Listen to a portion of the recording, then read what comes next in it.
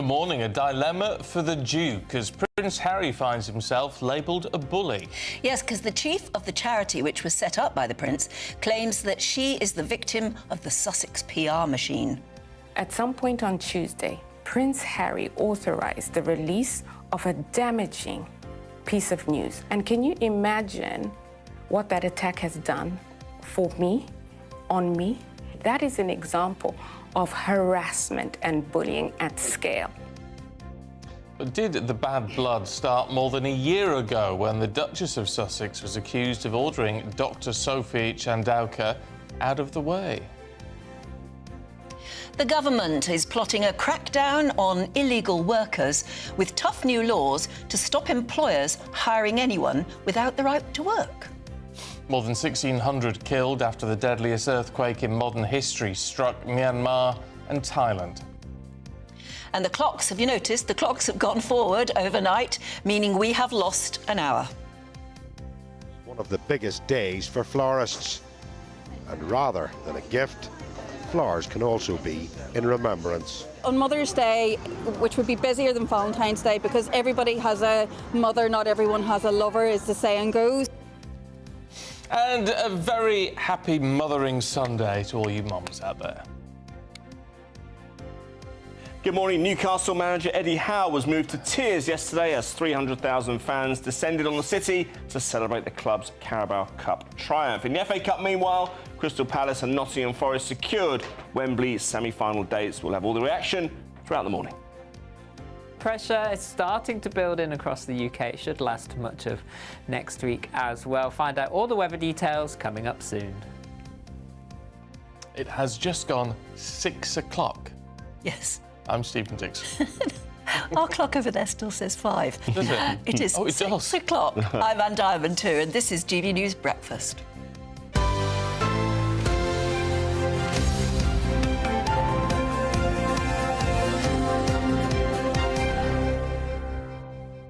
Well, we all made it in time. We did. However, I goodness. forgot about the clocks changing until I went to bed. So I was an hour later in bed than I should have been.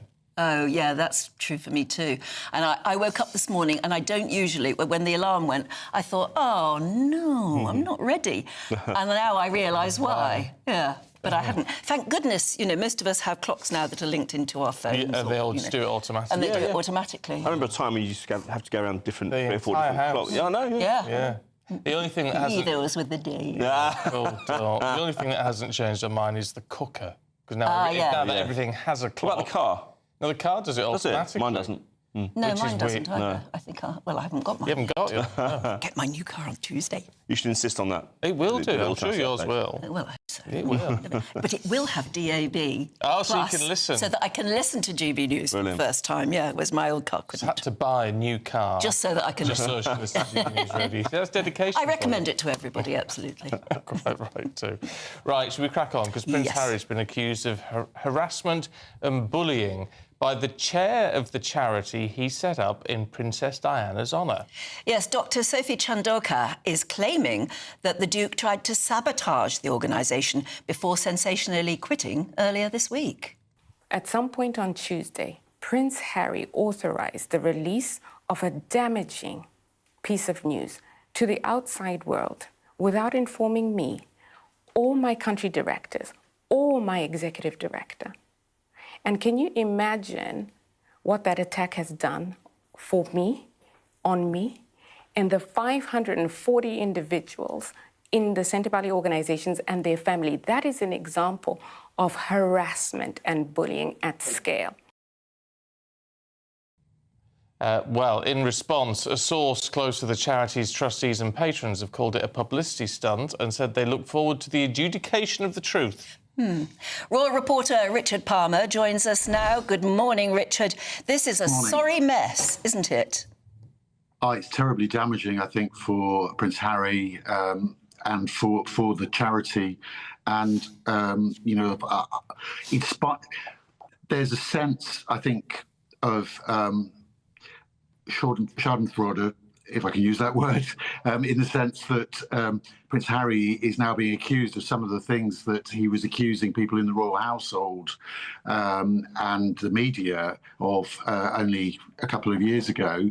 But even so, I think people who incurred his wrath and fell out with him still feel a real sense of sadness about the way this is going at the moment, because the people who are going to suffer are the young people of Lesotho and Botswana, where Sentebale works. Yes, but to put this into context, I mean, obviously Dr. Chandauka's come out with some very strong claims in these media interviews that she's done. However, Prince Harry has left. Prince Seeiso of Lesotho, who set the charity up with him, has left. The board of trustees has resigned. So, I mean, he's not on his own with his concerns, is he? Oh, not at all. And there seems to have been a culture clash, effectively between posh London-based white people and people in Southern Africa who are saying we need to take this charity in a different direction. On the face of it, Harry and some of the trustees, the original trustees, were supportive of this, saying we need to listen to what people in the area are telling us. But the long and short of it is that that the charity is now struggling to raise money. I think the most damaging thing for Harry is the accusation that Sophie Chandauka made in an interview with the Financial Times yesterday, where she was saying that it was the toxicity of the Sussex brand that has prevented her from raising money for the charity. And I think on the other side of the argument, people are saying, well, if it's Harry's charity, Harry and Prince Seiso's charity, if they're not involved, how is it going to raise money from people who've supported it previously? It seems such a shame, though, because it was such a personal thing for Prince Harry and is indeed his co-founder. I mean, it was something they both set up in memory of their mothers, and everything we've ever seen of Prince Harry when he goes there suggests he is absolutely sincerely dedicated to the cause. And it's something that defined him. It helped define him from a long time ago. And he's lost it too. Yes, it did, really. I mean, I think it's his... his two biggest achievements in life have been setting up Sentebale and setting up the Invictus Games for injured troops. And now he's lost one of the two main planks of his legacy, really. So it's terrible for him, and I'm sure he's hurting about it because he has invested so much personally. I mean, I've been out there 4 or 5 times, I think, with him. The first time I went was when he was on his gap year when he was 19, and just going back to this point about how do you raise money for a charity like this. I can remember on the day talking to a UN worker who was saying, we spent about 3 years trying to get the international media to come out to cover this crisis of HIV and AIDS that the people of this country are facing and people of the region are facing. And we've had more journalists come out in one day than we've had in the previous 3 years. Oh. So, I mean, I think that's an indication of his pulling power. But then on the other side, you've got Sophie Chandauka saying he's so toxic now that we can't raise money. OK, Richard, good to see you. Thank you very much indeed. I mean, look, I know we all have we all have our views on Harry and whether they're a toxic brand now and all the rest of it. I can't help but think, because there's all the focus on Harry going, but as I say, Prince Seeiso has gone and the board has gone. So clearly, it's not just one person. It's not. She can't turn around and say Harry's been doing something wrong, but the entire board has gone and sort of left her on her own to appoint a new board. There's something else going on. I don't think you can make assumptions at all. It would be dangerous to, but whether they ever get to the bottom of it. But I think the very sad thing for Harry is it's one of the things that was his, and everybody admired him for the work he did there, and he's just sort of losing everything. And It is. This seems particularly unfair. It really does. Who knows what the truth is, but. And as ever in these things, but as you said, it's not just him that's resigned. No. It's the entire board. Yeah. So what the heck? What is going on? But apparently the Charity Commission are looking into it. I think it's very easy to throw mud at Meghan and Harry. Well, that's the problem, isn't it? Yeah, because they a lot of people don't like them or are very worried about them. And if you throw mud, it sticks. I mean, there are claims of racism being thrown about as well, which seems very odd. Yeah. Thinking about it. Don't like it. Very uncomfortable about it. Yeah. Anyway. The government, over here, promising to crack down on the rise of illegal workers in the gig economy. Now, the term gig economy usually refers to short-term jobs. The most common examples, for instance, like food delivery drivers and construction workers. Well, that's ahead of the government's first international summit on people smuggling, which begins in London tomorrow. Let's get more with our political commentator, Andy Williams. Hi. Do you think this big summit is just going to be a talking shop, or could it actually achieve something? I think it's always welcome when we have an opportunity for international cooperation and collaboration. Actually, in my experience, whether it's with, working with clients or knowing people in governments, a lot of stuff does tend to get done on the sidelines of these meetings, the sort of private in-corridor conversations. I think the strength of personal relationships is really actually underrated in international politics and diplomacy. So I think it's a good thing in that respect. But obviously, it's not going to be a silver bullet. This is a really, really complicated problem for governments all over the world to resolve. Yeah, but it shouldn't be that complicated. I mean, if you are renting a property, for example, you have to check someone's right to rent. It's a Home Office check. Do they have a right to rent in this country? If you're employing someone, even on a gig economy basis, you should be able to very easily check their right to employment. Yeah, and there is actually it would take a while to roll out and it would be expensive in the short term, but there is a very straightforward solution to this, which lots of people don't like, but it's digital ID cards. Yeah. That is the solution. Suppose if you accessed any part of the welfare system, if you had to prove who you are prove who you are or how you were here, or accessing any part of the state, your pension, filing your tax return, if we had digital ID cards, you could do that seamlessly. And there are several countries all over the world who do this, and it's fine. But for some reason, there's a big fuss around. It's all around privacy, of course. And I know that the Tony Blair's a big advocate of this. The Blair government tried to bring it forward sort of 20 years ago. But that actually is the sort of really serious, significant reform that could resolve this problem at a stroke. Yes, and I think a lot of us, we've talked about this before, haven't we?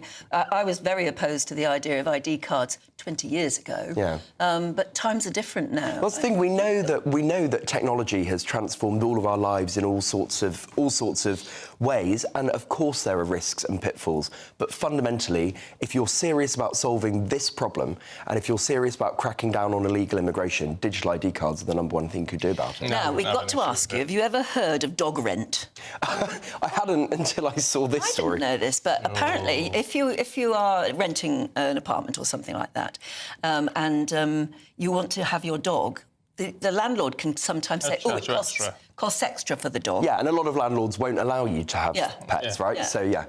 I didn't know, but I've always understood that, but I didn't know that if they did sort of say, all right, you can have a dog, but it'll cost extra. Surcharge. So it's hit this particular MP who's been charged extra for her dog, but she's put it in as expenses. Tell us more.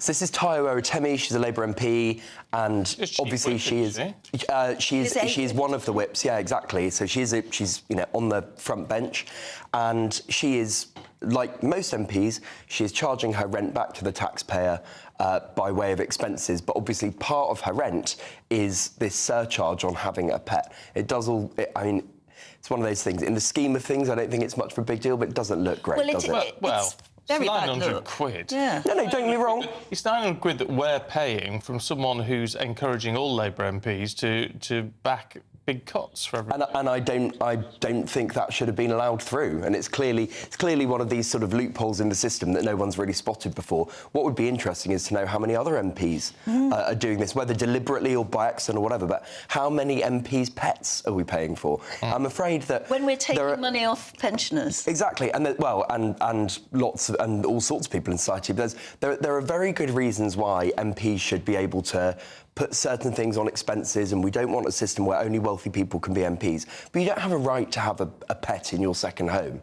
It's ridiculous. Oh, well, there you go. Well, look, the Labour Party has responded to all this fuss, saying MPs are required to work in 2 locations, and this is a requirement for living in this house.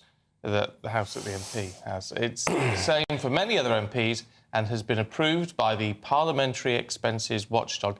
I mean, I hate the fact that IPSA, who governs all this and has approved this, has apologised to her because they told her to put it down as pet rent. Well, I mean, IPSA is just...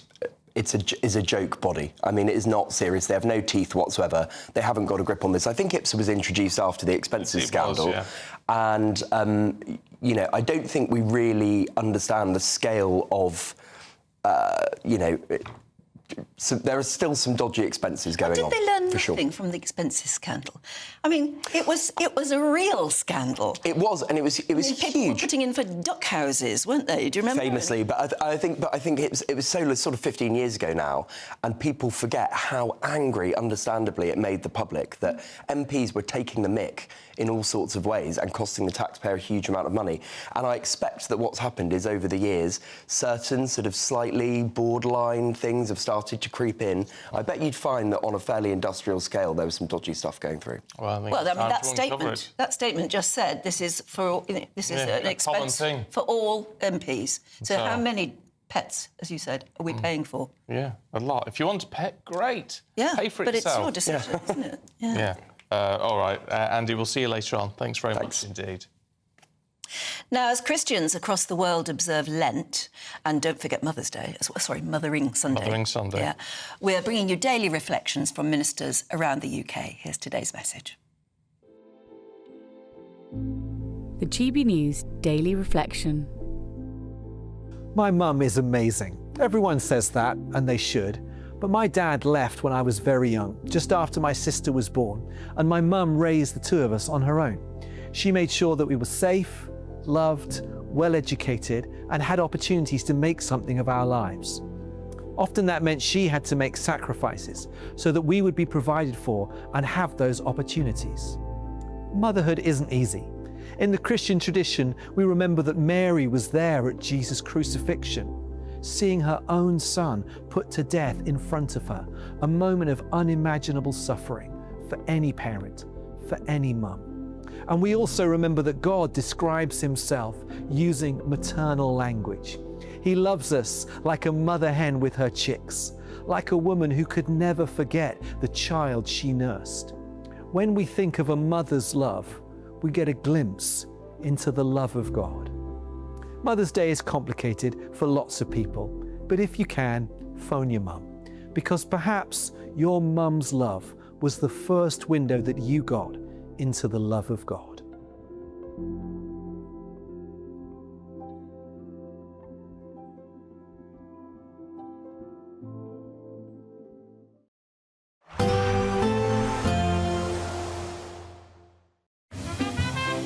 Heavy showers first thing will be followed by a warm, cosy day. Boxed Boilers, sponsors of weather on GB News. Hello there, good morning. Welcome to your latest GB News weather forecast. High pressure starting to build in, so plenty of dry weather to come across the country. It's still fairly windy, particularly across central and northern parts of the UK. A sunny start to the day, still some showers across northern Scotland, but for most of the dry day to come, plenty of sunny spells, though pretty windy across northern England, eastern parts of northern England as well, eastern Scotland, a northerly breeze here, some large waves along the coast, but winds light further west, and with plenty of sunshine, it'll feel pleasant out there. Temperatures reaching around 15 or 16 Celsius above average for the time of year, just a little chilly along those eastern coasts in that wind. As we head through into this evening time, some thicker cloud will start to approach parts of Northern Ireland, western Scotland, but for most it's a dry end to the day, plenty of evening sunshine, and temperatures still in double figures in places, but starting to feel chilly as the sun drops in the sky. Plenty of dry weather across Northern Ireland, northern England as well, breeze starting to ease as well. The rest of England and Wales clearing skies to end the day, and temperatures around 13 Celsius.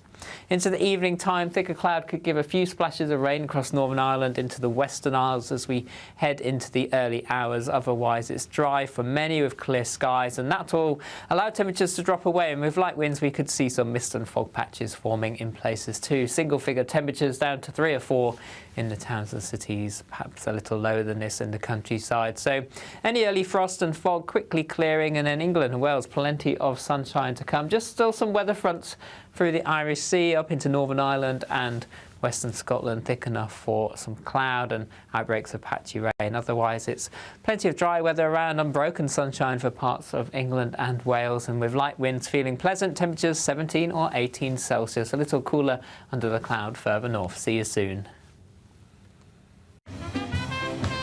There will be a light breeze in the morning, leading to a warm front.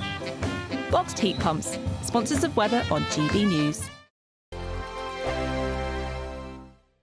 Good Afternoon Britain isn't just about us. The wonderful thing about this programme is it's about everyone watching. It's an interactive programme. Well, there absolutely is something to see here, and we're going to be talking about it more. Whether it's breaking royal news, please bring us up to date, or indeed a particularly punchy speech in the House of Commons. Very, very curious. We bring it to you live, and then we bring you live reaction as well. That's Good Afternoon Britain, weekdays from midday. Only on GB News, the People's Channel, Britain's news channel. The royal family is an enduring symbol of tradition, unity and pride for Britain. At GB News, we celebrate what makes this country great. In our new royal newsletter series, you can join me, Cameron Walker, for Inside the Palace, an exclusive look every week that takes you beyond the gates and brings you the very latest from those at the heart of the monarchy. Never miss a royal moment again. Sign up now. Go to gbnews.com/royal newsletter and get the latest straight to your inbox. Hi, I'm Michelle Dewberry, and my show is your opportunity to cut through all the noise and dive in headfirst to some robust debates. Ideas clash. Situation, isn't it? No, because the failure is you're deliberately avoiding my point. Nothing's held back. And if you think this is the end of it, wait for more. And we do not shy away from the difficult stuff. Sometimes I want to shake people and say, if only you understood. So join me on Dubes & Co. weeknights at 6 p.m, only on GB News, Britain's news channel.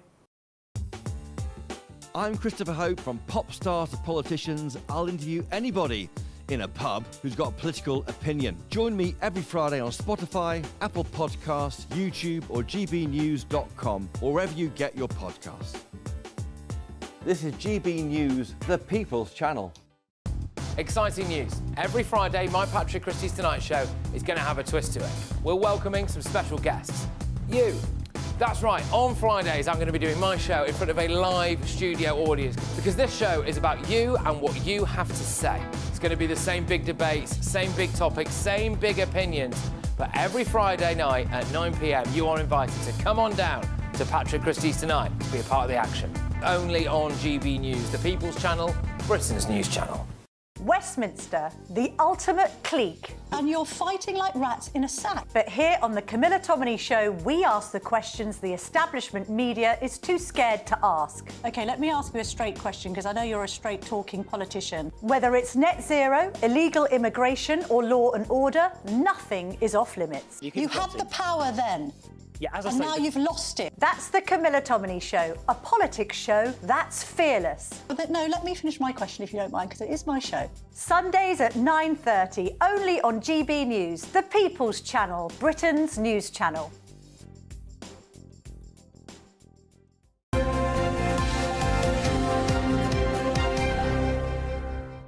.23 now, more than 1,600 people we know have been killed in Myanmar, and thousands more injured following that 7.7 magnitude earthquake. The tremors caused destruction as far away as Thailand and China. Hundreds, of course, I think. They think they're still trapped under the rubble of so many collapsed buildings. National Director for World Vision Myanmar, Dr. Ki Min, joins us now. A very good morning to you on this terribly sad news. But inevitably, the death toll is going to rise because you see so many buildings are just heaps of rubble, and you can only think that there must be people underneath them. Yes, the current situation is quite dire, and especially for this kind of earthquake with this 7.7 magnitude we have never encountered before. And even people are saying this is the first in a century. So we are really helpless with where and what to start to do. So this is quite sad, as you say. Well, we've heard reports, Dr. Key, that Mandalay itself has been absolutely devastated by this.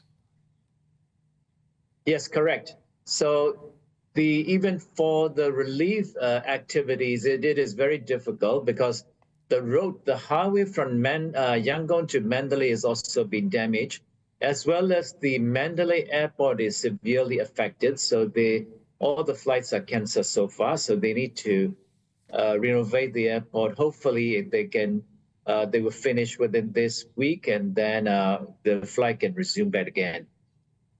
Often when there are earthquakes in the world, it's always the poor who are worst affected, badly built housing, etc. But in this case, the magnitude of the earthquake was so strong, I think very robust buildings have come down too.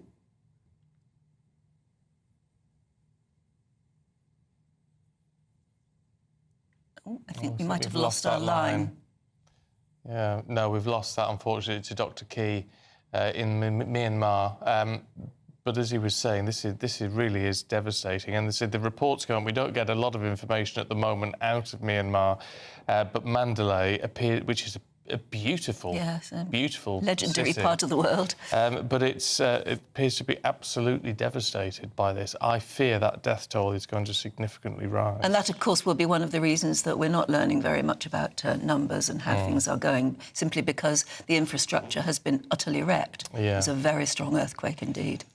Of course, it is a sort of military junta, really, though a lot of it, they don't have a lot of control at the moment either, which makes it all very complicated. And there are reports of the military actually attacking some of the rebel groups during all of this, which is extra concerning as well.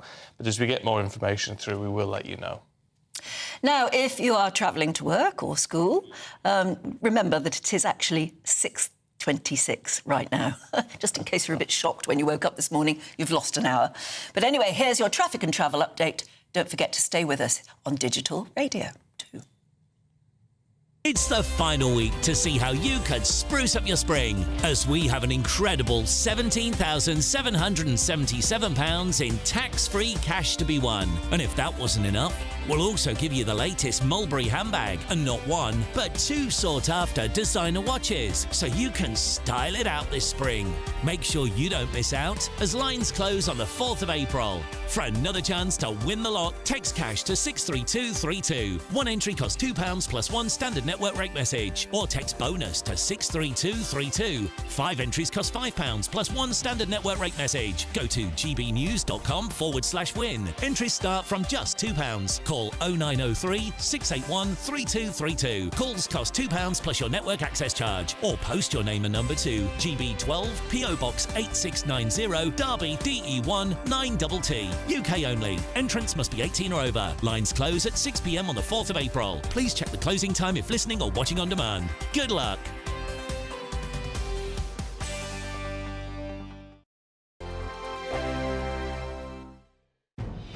Good afternoon, Britain. Weekdays from midday.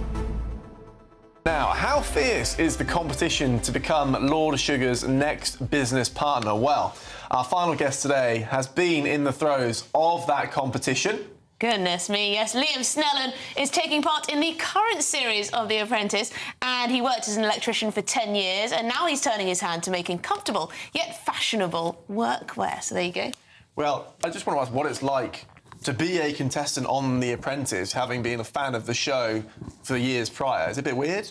Yeah, do you know what? I wouldn't say it's weird. I feel like you can manifest anything in life, you know, and over 10 years ago I said that I wanted to be on the show with no real business at the time and not knowing how I was going to do it. But as I said, I manifested it, and I'm here and on the show. You manifested it? How do you manifest it then? Go on. Well, you just need to vision that something has already happened. You know, you just haven't attained it yet, so you just need to attain the frequency to achieve that thing, and that's obviously what I've done, and it's my time. Liam, are you still on the show? I am still on the show. How far did you make it? So, well, you have to wait and see. You have to wait and see. Obviously, Could be the winner.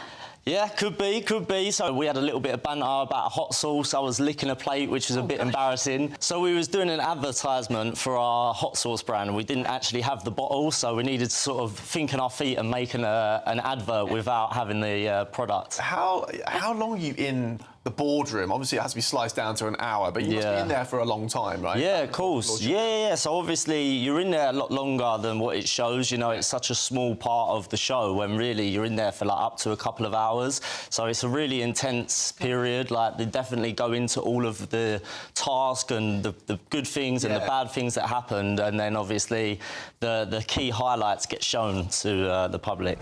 The People's Channel. Exciting news. Every Friday, my Patrick Christie's Tonight Show is going to have a twist to it. We're welcoming some special guests. You. That's right, on Fridays I'm going to be doing my show in front of a live studio audience, because this show is about you and what you have to say. It's going to be the same big debates, same big topics, same big opinions. But every Friday night at 9 p.m, you are invited to come on down to Patrick Christie's Tonight to be a part of the action. Only on GB News, the People's Channel, Britain's news channel.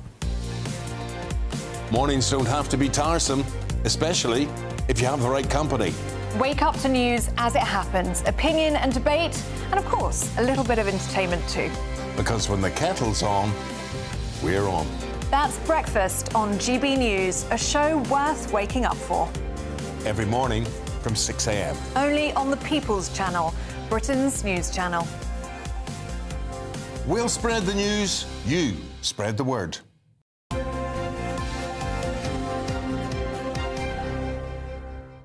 As you know, we are delighted that GB News Breakfast has been nominated again for a Trick Award. We've reached a long list for Best News Programme, so we need your help because it's all based on your vote. So you can scan the QR code that you can see on your screen right now. If you're listening on the radio, go to poll-trick.org.uk. And thank you very much if you get our vote. Or no, we get your vote. Something like that. We'll vote for you if you like. Yeah, well, yeah, I'd love to.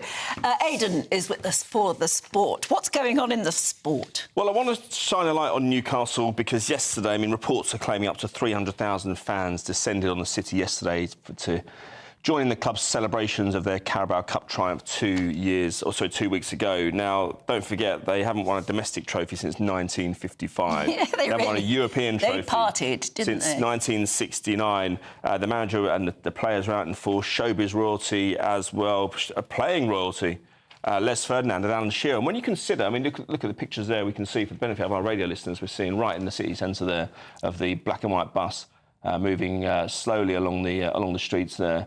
And Eddie Howe was moved to tears when he saw a massive banner unfurled from a 10-storey hotel. I'll give you his quote in a moment, but just to consider, Alan Shearer and Les Ferdinand didn't actually win a trophy for Newcastle. They got quite close, but they never did. This group of players are out on their own from this point of view, from that aspect, because they're up on stage yesterday and they were tossing the camera. There you go. We can see them throwing the trophy up and down. There's Eddie Howe right in the middle there. You think, be careful! Oh!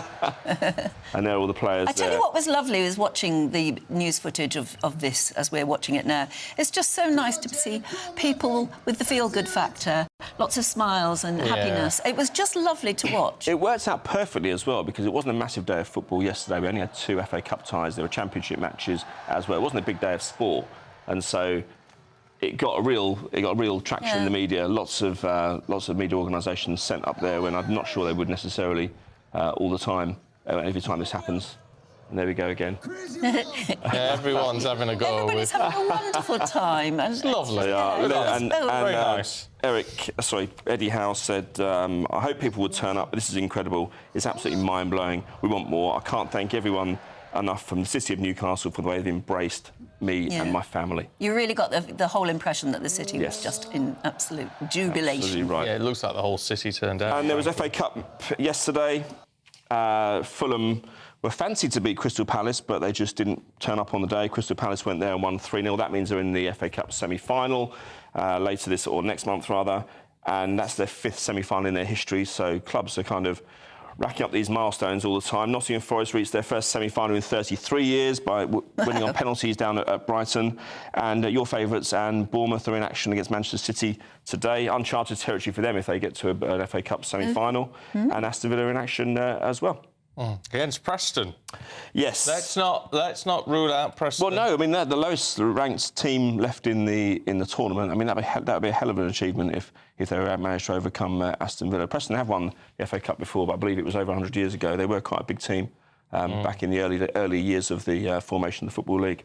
And I must mention the Championship as well, just because we don't mention it enough on this channel because it's superseded by other stuff, but the promotion race is really hotting up. Leeds United, they missed a chance yesterday. They actually took the lead in added time against Swansea at home. And this is the problem. When the pressure's on, mistakes happen because the goalkeeper wasn't in top form yesterday and they managed to concede a goal in the 96th minute, which meant they lost 2 points. And with Sheffield United having won the night before, it kept them in second. Burnley breathing down the necks as well. And we should mention as well, it wasn't just Newcastle celebrating in the North East yesterday. A win for Sunderland kept them in the top 6 in the contention for the playoffs. And Middlesbrough beat Oxford at home as well, which means they're right on the cusp of the playoffs. And there are still 8 or 9 games to go. So everything to play for. And the bounty is worth about £100 million if you go into the Premier League. That's how big it is. Futures depend on it. And to a completely different sport, the figure skating. We won our first big medal since 1984, which was obviously Torvill and Dean. It was 41 years ago, the first time we've had representation on any podium anywhere in figure skating, particularly at world level. And it was Lila Fear and Lewis Gibson. Lila Fear's 25, Lewis Gibson 5 years older at 30. Lila Fear saying she cannot describe her feeling, and an extraordinary achievement from... As long as it's not fear. Yeah, that's true. I did think that when I was writing down my notes, actually. Yeah, but it's just amazing when you consider 1984 and Torvill and Dean and all of that, and the momentum that we seem to have had. We're watching ice skating, and we've got skating on ice and all of those sort of programmes. It's astonishing that it's taken this long. Well, it is, and when you consider the progress we've made in all other sports as well, in those kind of disciplines, I was actually quite surprised. I assumed we'd had some success. Me too. In that period since. Have we not been investing in it? Maybe not. There they are, if you're listening on the radio. ice. It's a beautiful picture of them on the podium. Lack of ice, yeah, probably. Lack of ice? I don't think so. All right, Aidan, thank you very much indeed. I've just got to show you this. This is fascinating. When you think of this lady here, have a look at that on whatever camera you can pick it up on. It's a lady holding a coffee cup. Yeah. Now, she's the girlfriend or fiancée of Jeff Bezos, who owns Amazon, of course, so very, very, very, very, very, very rich. And she's walking down the street with a coffee cup. Yeah. Only it's not a coffee cup. It just looks exactly like a coffee cup. It is a... It is, in fact, a Balenciaga handbag. No. Shaped exactly like a coffee cup, and it costs £4,350. So if you want to look posh, just get a white coffee cup and write Balenciaga got a handle. on it. No. So you just got to walk around looking as though you're permanently drinking coffee. Nearly as expensive as a latte in Starbucks. Wow. £4,350. That just made shows of calf skin. The more money you have, the less sense. Isn't it utterly crazy? What could you put in it? You couldn't get a purse in that. You couldn't. Where would you put your mobile? Well, exactly. And all your bits and pieces. It has got a mirror in the lid. Oh, how useful. There you go. I don't know what the mirror's made of. Diamond. Yes, it must be. Anyway, just the world's gone mad, hasn't it? Now, if you want a bit of winter sun, let's get the forecast of the top European holiday destinations. Ready to soak up that holiday sunshine? Won't we need some cover? No worries. All sorted. All Clear Travel Insurance sponsors GB News Travel Destinations Forecast. Hello there. We continue to stay unsettled across central and eastern parts of the Mediterranean with further heavy showers and thunderstorms, some localised flooding possible. Through Monday, we can see across much of Greece into Italy those heavy downpours continuing, some brisk winds, feeling quite cold too, but drier further west into Spain and Portugal, sunny spells before heading over to Madeira where there'll be some showers here, and largely dry across the Canary Islands. Over the next few days, it stays fairly similar, temperatures in the sunshine reaching the low 20s. All Clear Travel Insurance sponsors GB News Travel Destinations Forecast. Good Afternoon Britain isn't just about us. The wonderful thing about this programme is it's about everyone watching. It's an interactive programme. Well, there absolutely is something to see here, and we're going to be talking about it more. Whether it's breaking royal news, please bring us up to date, or indeed a particularly punchy speech in the House of Commons. Very, very curious. We bring it to you live, and then we bring you live reaction as well. That's Good Afternoon Britain, weekdays from midday. Only on GB News, the People's Channel, Britain's news channel. The royal family is an enduring symbol of tradition, unity and pride for Britain. At GB News, we celebrate what makes this country great. In our new royal newsletter series, you can join me, Cameron Walker, for Inside the Palace, an exclusive look every week that takes you beyond the gates and brings you the very latest from those at the heart of the monarchy. Never miss a royal moment again. Sign up now. Go to gbnews.com/royal newsletter and get the latest straight to your inbox. Join me, Nana Akwe, for an informative, interactive news programme with a difference. It's fun. No, he didn't say that, Dave. I'm so surprised. I think there's an element of truth to that. Join me from 3 p.m. every weekend, only on GB News, Britain's news channel. Mornings don't have to be tiresome, especially if you have the right company. Wake up to news as it happens, opinion and debate, and of course, a little bit of entertainment too. Because when the kettle's on, we're on. That's Breakfast on GB News, a show worth waking up for. Every morning from 6 a.m. Only on the People's Channel, Britain's news channel. We'll spread the news, you spread the word. We're proud to be GB News, the People's Channel, and as you know, we always love to hear your views. Now, there's a new way of getting in touch with us at gbnews.com/your say. By commenting, you can be part of a live conversation and join our GB News community. You can even talk to me, Bev Turner, or any of the members of the GB News family.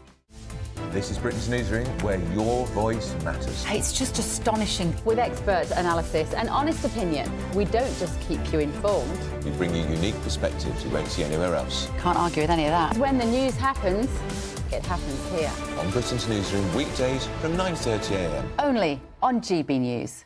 Hi, I'm Michelle Dewberry, and my show is your opportunity to cut through all the noise and dive in headfirst to some robust debates. Ideas clash. Situation, isn't it? Because the failure is... You're the failure deliberately avoiding my point. Nothing's held back. And if you think this is the end of it, wait for more. And we do not shy away from the difficult stuff. Sometimes I want to shake people and say, if only you understood. So join me on Jubes and Kerr weeknights at 6 p.m. only on GB News, Britain's news channel.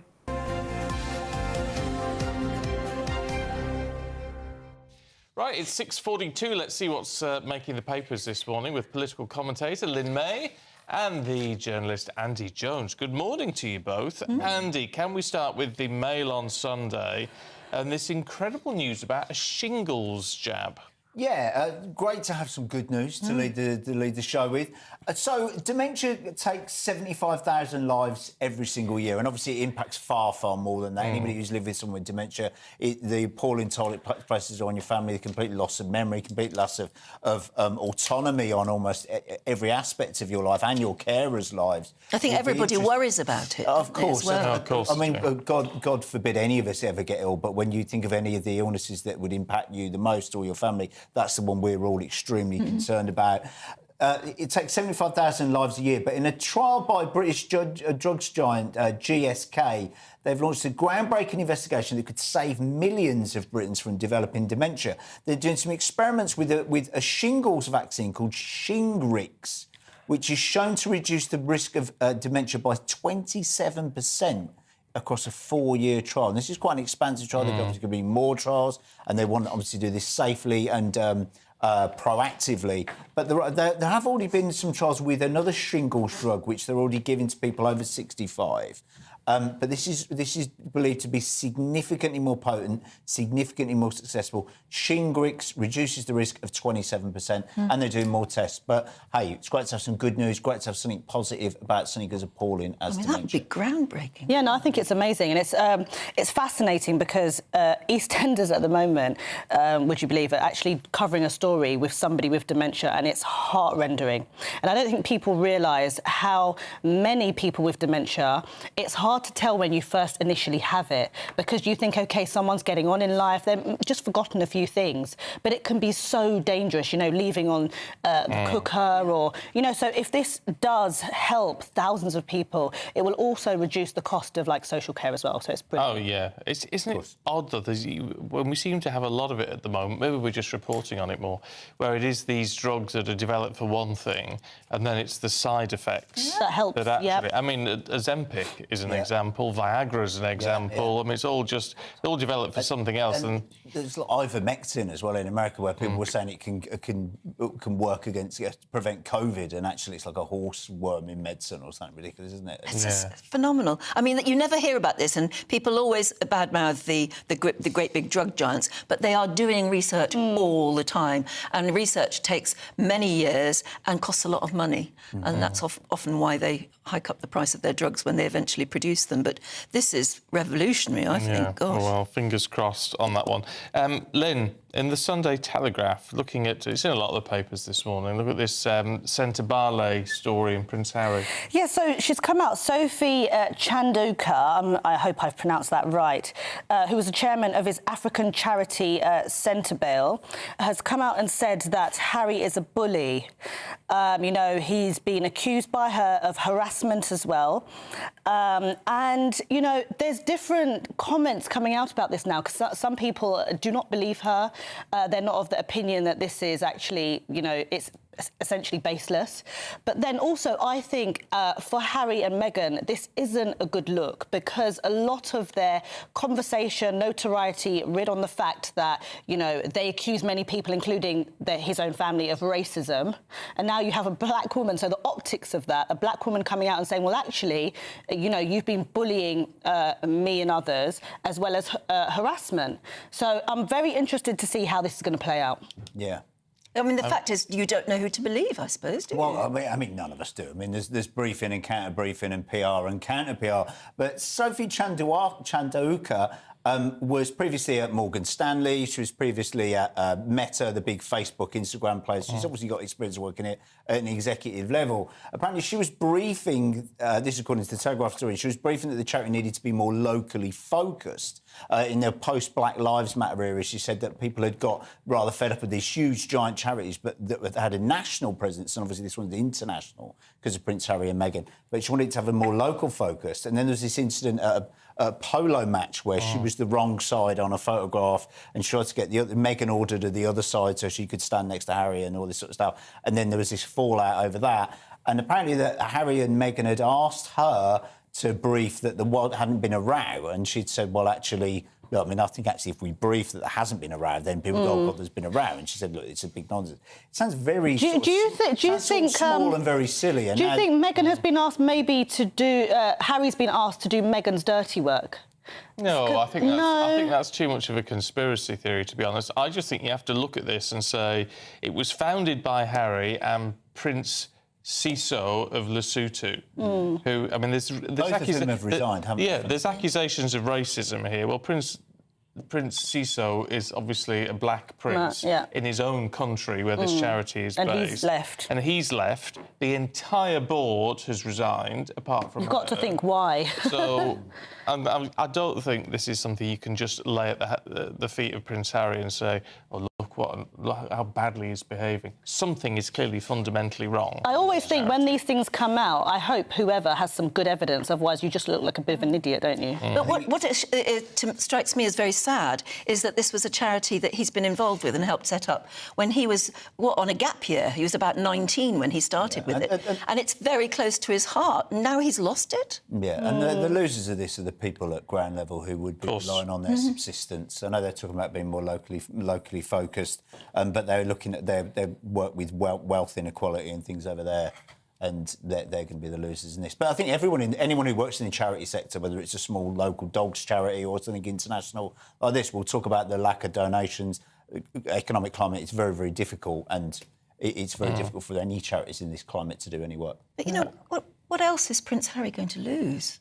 I worry for him now. He's lost so much, and you could say it's self-inflicted, of course you could. Yeah. But I just worry about him now. Yeah, again, you may say this is a conspiracy theory, but I do think we're going to get to a point where he may obviously he probably loves his wife, but there is a little bit of regret about certain things. I know that Harry loved England. He liked being around his family. No matter, everyone has family quarrels. And now I feel like he's just being more and more ostracised, and we're going to see more negative stories, and that's going to take its toll. Well, can we have a look at the Sunday Times, Andy? Yeah. The Metropolitan Police, it's alleged, have smashed down the door of a meeting at a Quaker house. Yes, those riotous Quaker meetings were famously pacifist. So more than 20 Met police officers broke down the front door of a Quaker meeting house in Westminster to arrest 6 women who had met to discuss climate change and Gaza. So these 6 women had apparently were potentially doing a sit-down protest about Gaza and climate change, which, you know, we see these protests absolutely all the time. Apparently they were sat there having hummus and crisps, these 6 women. 20 police officers broke down the door of the Quaker meeting house, which is a religious place of worship, and they then, broke up this meeting. They then went into these women's homes while they weren't there 6 a.m. Just to sort of, these women were talking about doing a potential sit-down protest, and there was an issue of whether there was permission to do this protest or not. But obviously we saw this case in Hertfordshire Police where they that 6 police officers turned up and rang the door of and took a couple away who'd been chatting on a parental WhatsApp group about whether or not they agreed with the new head teacher appointment.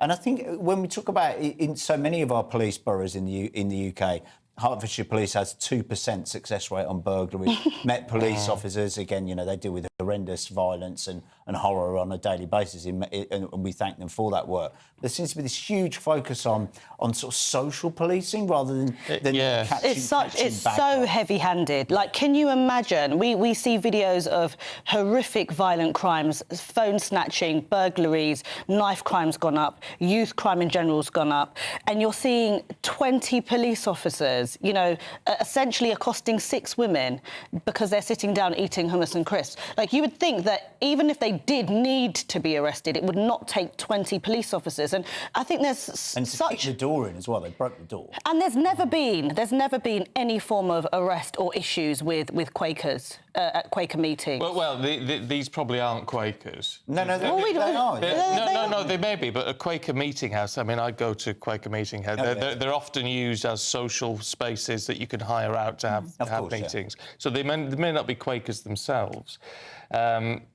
But let's just tell you what the Metropolitan Police have said about this. There's 6 women had been arrested on suspicion of conspiracy to cause a public nuisance amid fears of a sit-down protest in the capital. None have been charged.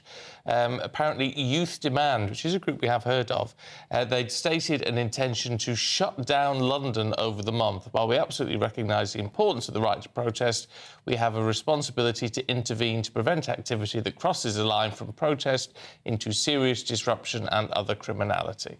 But if that was the case, as you said, none have been charged. No. Now, when you make an arrest, if there is this extensive evidence of, you know, conspiracy to cause public nuisance and shut down London, you would have charged somebody by now. And also, we have protests of an extremely vicious nature almost every week in London, and it seems that little action is taken. Well, yeah, I mean, and a lot of these protests we don't like. We've all moaned about them.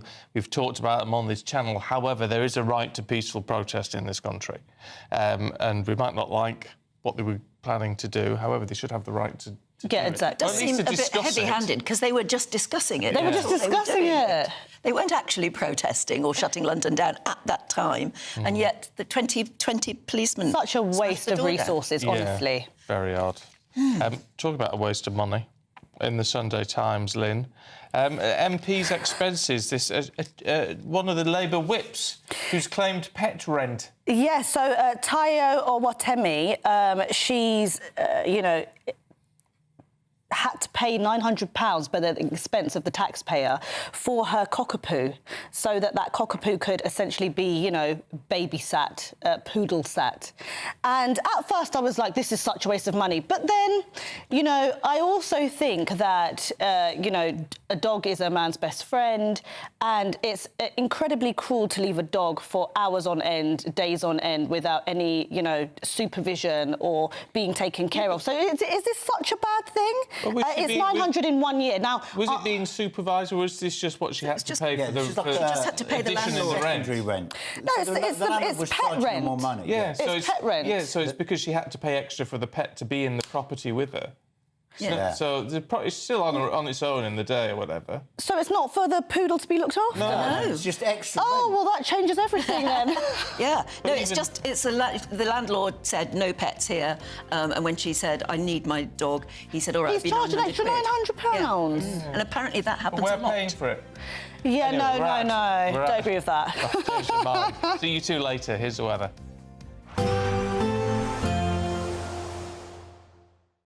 Expect a warm front, moving from the kitchen right through to the rest of the house. Boxed Boilers, sponsors of weather on GB News.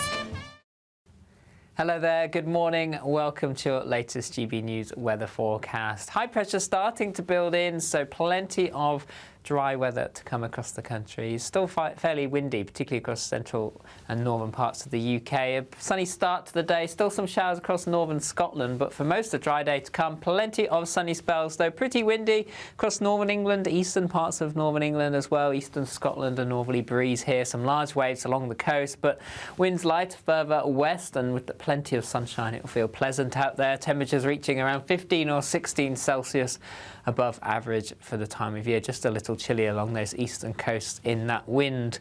As we head through into this evening time, some thicker cloud will start to approach parts of Northern Ireland, western Scotland, but for most it's a dry end to the day, plenty of evening sunshine and temperatures still in double figures in places, but starting to feel chilly as the sun drops in the sky. Plenty of dry weather across Northern Ireland, northern England as well, breeze starting to ease as well. The rest of England and Wales clearing skies to end the day and temperatures around 13 Celsius. Into the evening time, thicker cloud could give a few splashes of rain across Northern Ireland into the Western Isles as we head into the early hours. Otherwise, it's dry for many with clear skies, and that will allow temperatures to drop away. And with light winds, we could see some mist and fog patches forming in places too. Single-figure temperatures down to 3 or 4 in the towns and cities, perhaps a little lower than this in the countryside. So any early frost and fog quickly clearing, and in England and Wales, plenty of sunshine to come. Just still some weather fronts through the Irish Sea up into Northern Ireland and western Scotland, thick enough for some cloud and outbreaks of patchy rain. Otherwise, it's plenty of dry weather around, unbroken sunshine for parts of England and Wales, and with light winds feeling pleasant, temperatures 17 or 18 Celsius, a little cooler under the cloud further north. See you soon. A positive outlook through the night will power through to a bright day ahead. Boxed Home Battery Storage, sponsors of weather on GB News. It's the final week to see how you could spruce up your spring, as we have an incredible £17,777 in tax-free cash to be won. And if that wasn't enough, we'll also give you the latest Mulberry handbag, and not one, but 2 sought-after designer watches. Make sure you don't miss out, as lines close on the 4th of April. For another chance to win the lot, text cash to 63232. One entry costs £2 plus 1 standard network rate message, or text bonus to 63232. 5 entries cost £5 plus 1 standard network rate message. Go to gbnews.com/win. Entries start from just £2. Call 0903 681 3232. Calls cost £2 plus your network access charge. Or post your name and number to GB12 PO Box 8690 Derby DE1 9TT. UK only. Entrance must be 18 or over. Lines close at 6 p.m. on the 4th of April. Please check the closing time if listening or watching on demand. Good luck. Mornings don't have to be tiresome, especially if you have the right company. Wake up to news as it happens, opinion and debate, and of course, a little bit of entertainment too. Because when the kettle's on, we're on. That's Breakfast on GB News, a show worth waking up for. Every morning from 6 a.m. Only on the People's Channel, Britain's news channel. We'll spread the news, you spread the word. The royal family is an enduring symbol of tradition, unity and pride for Britain. At GB News, we celebrate what makes this country great. In our new Royal Newsletter series, you can join me, Cameron Walker, for Inside the Palace, an exclusive look every week that takes you beyond the gates and brings you the very latest from those at the heart of the monarchy. Never miss a royal moment again. Sign up now. Go to gbnews.com/royal newsletter and get the latest straight to your inbox. I'm Christopher Hope. From pop stars to politicians, I'll interview anybody in a pub who's got a political opinion. Join me every Friday on Spotify, Apple Podcasts, YouTube or gbnews.com, or wherever you get your podcasts. This is GB News, the People's Channel. We're proud to be GB News, the People's Channel. And as you know, we always love to hear your views. Now, there's a new way of getting in touch with us at gbnews.com/your say. By commenting, you can be part of a live conversation and join our GB News community. You can even talk to me, Bev Turner, or any of the members of the GB News family. If you want your news to be straight talking, this is a nightmare for the Conservatives again. Down to earth. It's not just Nottingham where this is happening, is it? And most importantly, honest. Hard-working, middle-class taxpayers, they'll get their book thrown at them. Then catch me, Martin Daubney, Monday to Friday, 3 till 6 p.m. on GB News, Britain's news channel.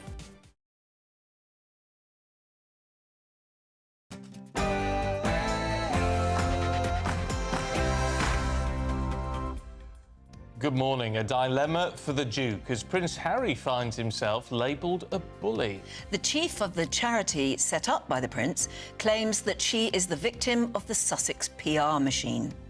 At some point on Tuesday, Prince Harry authorized the release of a damaging piece of news. And can you imagine what that attack has done for me, on me? That is an example of harassment and bullying at scale. But did the bad blood start more than a year ago when the Duchess of Sussex was accused of ordering Dr. Sophie Chandauka out of the way?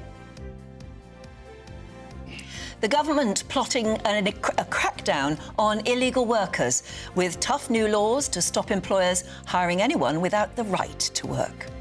More than 1,600 people killed after the deadliest earthquake in modern history struck Myanmar and Thailand. And I hope you've noticed, but the clocks have gone forward overnight. We've lost an hour. One of the biggest days for florists. And rather than a gift, flowers can also be in remembrance. On Mother's Day, which would be busier than Valentine's Day because everybody has a mother, not everyone has a lover, as the saying goes. And happy Mothering Sunday to all you mums out there. Good morning. Newcastle manager Eddie Howe was in tears yesterday as 300,000 fans descended on the city to celebrate the club's Carabao Cup triumph. In the FA Cup, meanwhile, Crystal Palace and Nottingham Forest secured Wembley semi-final dates, and there was GB success in the figure skating World Championships. High pressure is starting to build in across the UK. It should last much of next week as well. Find out all the weather details coming up soon. It's just gone 7 o'clock. I'm Stephen Dixon. And I'm Anne Diamond, and this is GB News Breakfast.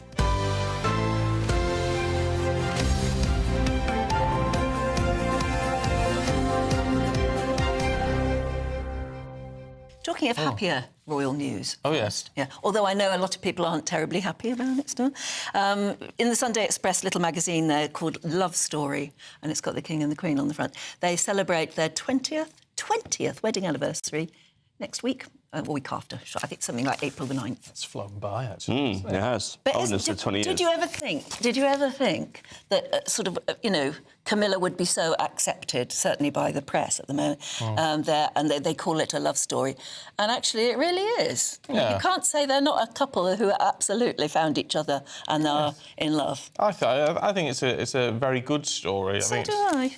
The fact that, they were basically in love for a long time. Beforehand. And 1986, apparently. It wasn't allowed to happen. Yeah, it wasn't exactly. No, good on them, I say. Live and let live. Yeah. Hey, now, do you ever read this stuff in the paper about surveys? I think, you know... I always think surveys, how many people? Well, the Mail on Sunday's got one. It's the secret to a good night's sleep revealed. Tell me. Going back to bed. And it's all saying about, you know, people taking sleeping pills, and you don't need all of that. You don't need to read a book. Take the tech out of your room. You don't need a mug of hot cocoa or anything else. I won't tell you how you have a good night's sleep because it's a little bit early for that sort of thing. However, this is researchers at the Central Queensland University in Australia who have surveyed 7 men and 7 women over an 11-week period. That's a survey? No, 11... Sorry, not 11. 11 nights. 11 nights. 7 people? 7 couples. Yeah. Over 11 nights? Over 11 nights. That's not what I'd call a survey. No. It's a study, maybe. Absolute nonsense. Isn't it absolute nonsense? Is the allegation that a bit of rumpy-pumpy makes you sleep better? I'm allowed to say that, aren't I? Yes, it is. It is. That's the secret. That's all right. That is some, the isn't secret. It? Yeah. But that's according to 7 couples. Yeah, and they're Australian. Oh, that's right. Australian, and all probably about 22. Yes, exactly. So there you go. Oh, great. Yeah. Anyway, so there you go. So I wouldn't take any notice of that. So no comments about that, please. No comments. Just have your cup of hot chocolate and be happy. Yeah. Read a good book. We got Happy Mother's Day for a start. Yes. Mothering Sunday. Mothering Sorry, Sunday. let's get it right. Because people have pointed out Mother's Day is an Americanism. It is. It's Mothering Sunday. It's Mothering Sunday. And I rather like that quote Doogie Beattie's got. He's going to be telling us more a bit later on in the programme, where they said that flowers aren't just for, you know, to give to your mum if she's still around. They can also be in remembrance. And I think that's rather nice, actually. It's a good day for flowers. It is a good day for flowers. And what's the other thing? Oh, yes, the clocks have gone forward. Just in case you haven't noticed, it is, in fact, 7 o'clock, 7:05. Which is why we look bleary-eyed this morning. We all forgot about it. Feel cheated of an hour's sleep. We forgot about it. Yeah, totally. Until we went to bed. Not together. We should have reminded each other, shouldn't we? Yeah, we should have rung each other up and said, just remember to go to bed early tonight, but we didn't. So I thought it was 8 o'clock and it was 9. Oh, no. It's devastating, that. And it takes me 90 minutes to get off. Yeah. There you go. So there you go. Stop it. Stop it. Yes. You two this morning, honestly. Oh, she's well, terrible. it's because we're tired. Anyway, it's 7:05. Prince Harry has been accused of harassment and bullying by the chair of the charity he set up in Princess Diana's honour. Yes, Dr. Sophie Chandoka is claiming that the Duke tried to sabotage the organisation before he sensationally quit earlier this week. At some point on Tuesday, Prince Harry authorised the release of a damaging piece of news to the outside world without informing me, or my country directors, or my executive director. And can you imagine what that attack has done for me, on me, and the 540 individuals in the Sentebale organizations and their family? That is an example of harassment and bullying at scale.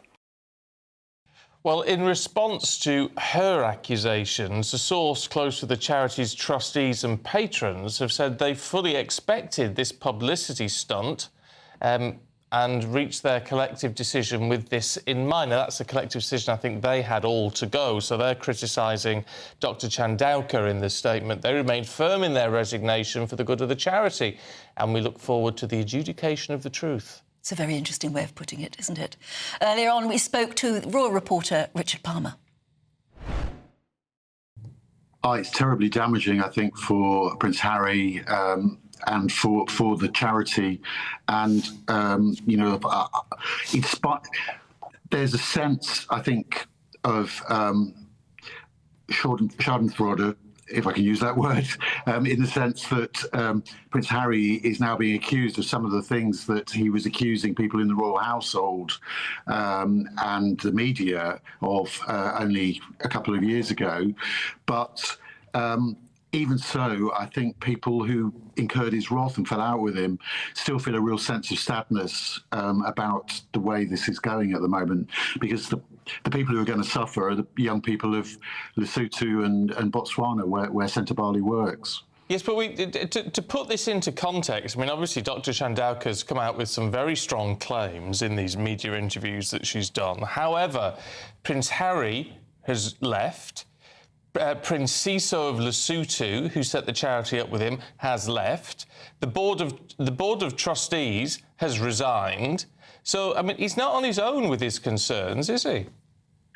Oh, not at all. And there seems to have been a culture clash, effectively between posh London-based white people and people in Southern Africa who are saying we need to take this charity in a different direction. On the face of it, Harry and some of the trustees, the original trustees, were supportive of this, saying we need to listen to what people in the area are telling us. But the long and short of it is that that the charity is now struggling to raise money. I think the most damaging thing for Harry is the accusation that Sophie Chandorka made in an interview with the Financial Times yesterday, where she was saying that it was the toxicity of the Sussex brand that has prevented her from raising money for the charity. And I think on the other side of the argument, people are saying, well, if it's Harry's charity, Harry and Prince Seiso's charity, if they're not involved, how is it going to raise money from people who've supported it previously? It seems such a shame, though, because it was such a personal thing for Prince Harry and is indeed his co-founder. I mean, it was something they both set up in memory of their mothers, and everything we've ever seen of Prince Harry when he goes there suggests he is absolutely sincerely dedicated to the cause. And it's something that defined him. It helped define him from a long time ago. And he's lost it too. Yes, it did, really. I mean, I think it's his... his two biggest achievements in life have been setting up Sentebale and setting up the Invictus Games for injured troops. And now he's lost one of the two main planks of his legacy, really. So it's terrible for him, and I'm sure he's hurting about it because he has invested so much personally. I mean, I've been out there 4 or 5 times, I think, with him. The first time I went was when he was on his gap year when he was 19. And just going back to this point about how do you raise money for a charity like this, I can remember on the day talking to a UN worker who was saying, we spent about 3 years trying to get the international media to come out to cover this crisis of HIV and AIDS that the people of this country are facing and people of the region are facing. And we've had more journalists come out in one day than we've had in the previous 3 years.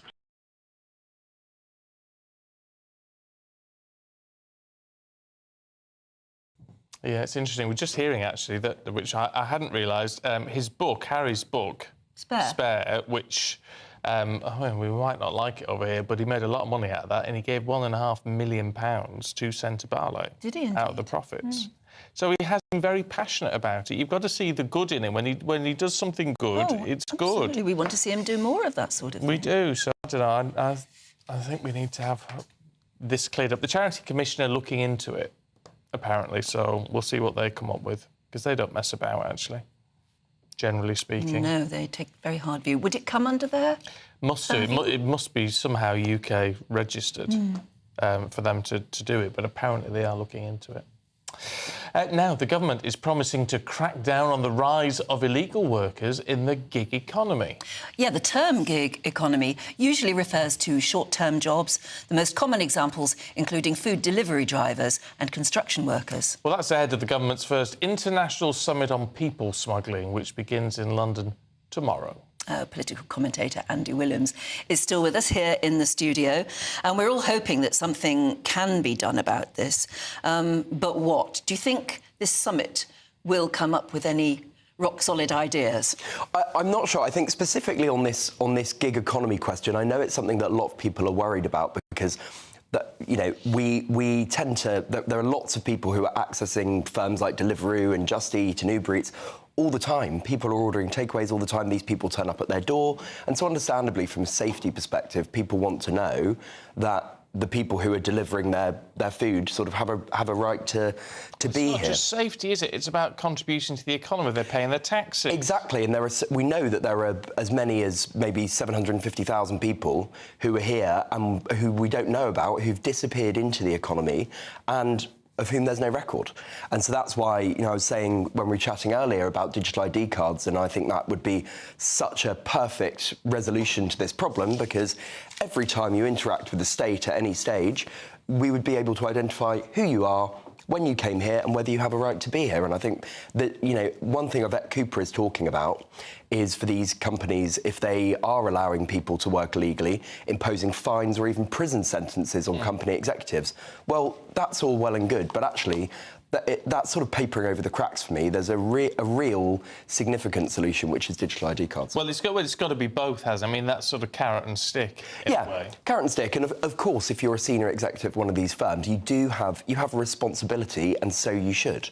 I mean, maybe I have a feeling that prison sentences are a little bit heavy-handed when it comes to, Of course, you have it in the wallet. Of course, you have a duty. Yeah, exactly.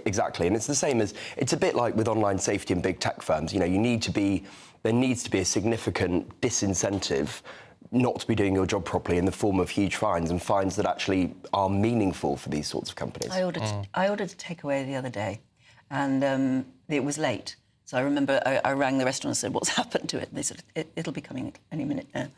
And in the end, it was delivered by a girl who didn't speak the language at all, and she looked very, very frightened, and she was being yelled at, absolutely yelled at, by a man in the car in front of her. So Gosh. I was in shock, and I thought, she's obviously being taught how to do a delivery, but she was being yelled at in a really, really nasty way, and it made me really uncomfortable. I didn't know what to do. No, that's really unpleasant. I've read that one thing that has been happening is that, and Deliveroo have been cracking down on this, is that some riders and drivers are sharing their accounts with undocumented migrants and sort of... So firms like Deliveroo are cracking down on that, but it is happening, and that has to be a real concern as well. Yeah, well, it needs to be cracked down. There's no reason why people can't be expected to show their if they had digital ID, show it at the door. Yeah, like you absolutely. do when the gas man comes round. Absolutely. There are all sorts of applications. Estonia, the UAE, India have digital ID. There are so many countries that do it. We should just... It would cost quite a bit of money in the short term, but in the long term, think of all the gains it could unlock. It would make us safer. It would probably make us more productive as an economy. We probably can't afford to do it because we're too busy paying for MPs to have their dogs. Because this case of a Labour whip who is charging the taxpayer for her dog to live with her in London. This is, Taiwo Atemi, who is a Labour MP, and she is charging the taxpayer £900 a year so that she can live with a pet, have a dog, in her rental home. And, look, in this... she's posing with a cockapoo on screen there. She is. What a beautiful dog. Yeah, and she's However, got every right to have a dog. It. No, exactly. Why should we pay? Right, and we should. It's right and it's fair and it's understandable that MPs should be able to expense their rent to live in London to do their job, because otherwise we'd have a situation where you'd only have very, very wealthy people becoming MPs. But you don't have a right to have a pet dog and put it on the taxpayer dime. You just don't. No. Do you think is this going to come to a head? Because it's just yet another, at a time of austerity, even though we're not calling it austerity, for the MPs to be able to do one thing while everyone else suffers. Well, I think it's interesting. There's been a backlash to Rachel Reeves this week in terms of the Sabrina Carpenter tickets that she took, and actually, Personally, I think that's a mountain out of a molehill and deeply unfair to criticise her for that. I think, do you know what? If someone offers you free concert tickets and you want to take your, I don't know if it was her daughter or family member, I think it was, then fine. I mean, I do think we're a bit pious about these sorts of things sometimes. If you want to go and see Sabrina Carpenter and you're the Chancellor, there's no doubt she's working extremely hard, whether or not you think she's doing a good job or not.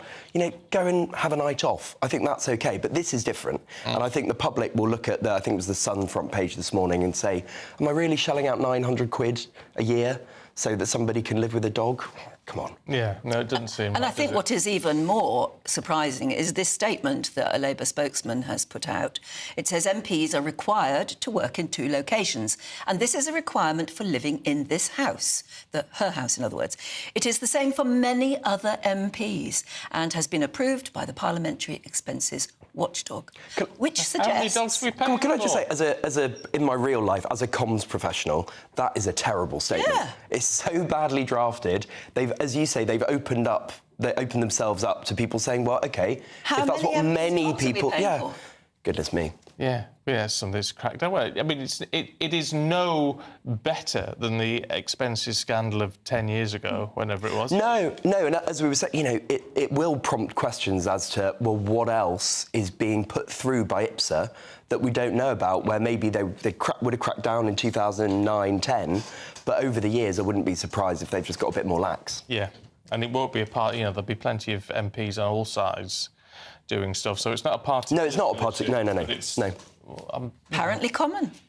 It needs to be stopped, frankly. We haven't got enough money to pay for your dogs. No. Struggle enough to pay for our own. Right, Andy, thank you very much indeed. We'll see you later.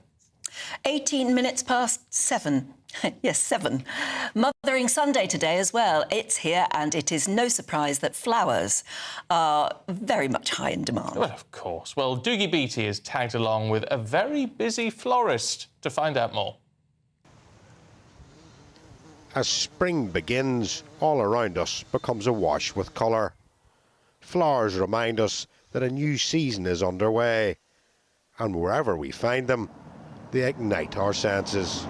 Tracy Burrows is one of County Down's most established florists and says deliveries on Mother's Day are something special. Flowers on Mother's Day, especially coming from a florist, they've been made specially for each individual mum that they're going to, or granny. And whenever you're delivering, Doogie, it is literally like delivering a big hug in a bunch. Because maybe their son or daughter lives over in America or Canada or England, and they don't get to see them that often. So it's the emotion behind the flowers being delivered is what makes it. Today is one of the biggest days for florists. And rather than a gift, flowers can also be in remembrance. On Mother's Day, which would be busier than Valentine's Day because everybody has a mother, not everyone has a lover, as the saying goes. So whether it's for, you know, a gift that we're delivering to the door, or whether it's for the grave, we do an awful lot of grave work as well. People just like to visit their mum's graves on Mother's Day. While most mothers enjoy a floral delivery, many prefer plants to enhance their gardens. And today will be amongst the busiest days in garden centres, where personal choice can be linked with personal time. Doogie Beattie, GB News, Belfast. You can't say... Flowers are always lovely. Always. And I know people say, is it a bit cliché to get your mum flowers? Oh, it's a yes, lovely but it's thing. lovely. It's a lovely cliché, yeah. It's a very nice thing. I always think I prefer a plant so that it can go on. Because the only sad thing about a bunch of flowers is that they do die. Yeah. And I think a plant, you can nurture it a bit and keep it going. I love getting flowers. Me too, absolutely. So it's just a really nice thing anyway. And plus, it's nice whatever the weather's doing outside. It was a bit cold again first thing this morning. I don't know what the rest of the day is going to have in store. Let's find out with Greg.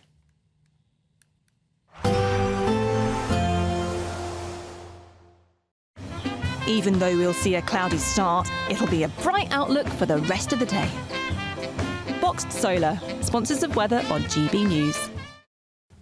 Hello there, good morning. Welcome to your latest GB News weather forecast. High pressure starting to build in, so plenty of dry weather to come across the country. It's still fairly windy, particularly across central and northern parts of the UK. A sunny start to the day, still some showers across northern Scotland, but for most of the dry day to come, plenty of sunny spells, though pretty windy across northern England, eastern parts of northern England as well, eastern Scotland, a northerly breeze here, some large waves along the coast, but winds light further west, and with plenty of sunshine, it'll feel pleasant out there. Temperatures reaching around 15 or 16 Celsius above average for the time of year, just a little chilly along those eastern coasts in that wind. As we head through into this evening time, some thicker cloud will start to approach parts of Northern Ireland, western Scotland, but for most it's a dry end to the day, plenty of evening sunshine and temperatures still in double figures in places, but starting to feel chilly as the sun drops in the sky. Plenty of dry weather across Northern Ireland, Northern England as well. Breeze starting to ease as well. The rest of England and Wales,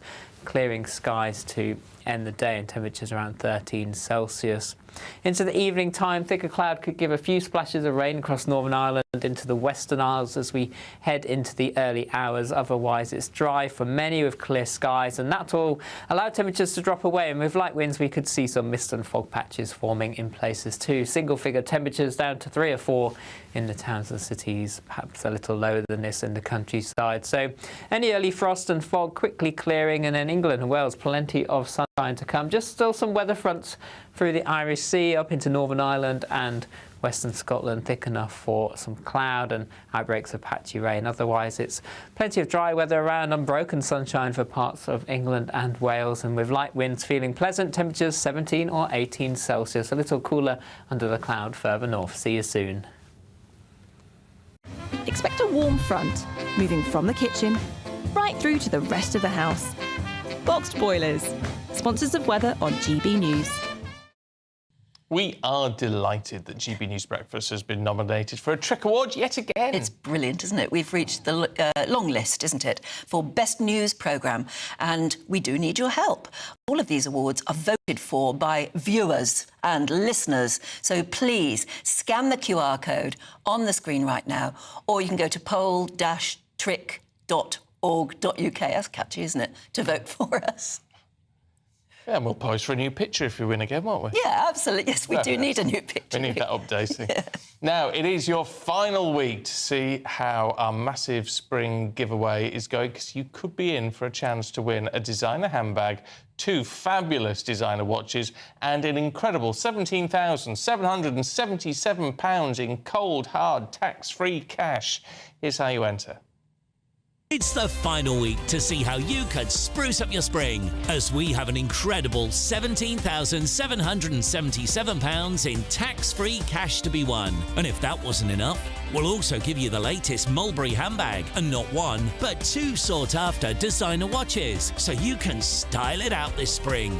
Make sure you don't miss out, as lines close on the 4th of April. For another chance to win the lot, text cash to 63232. One entry costs £2 plus 1 standard network rate message, or text bonus to 63232. 5 entries cost £5 plus 1 standard network rate message. Go to gbnews.com/win. Entries start from just £2. Call 0903 681 3232. Calls cost £2 plus your network access charge, or post your name and number to GB12 PO Box 8690 Derby DE1 9TT. UK only. Entrants must be 18 or over. Lines close at 6 p.m. on the 4th of April. Please check the closing time if listening or watching on demand. Good luck.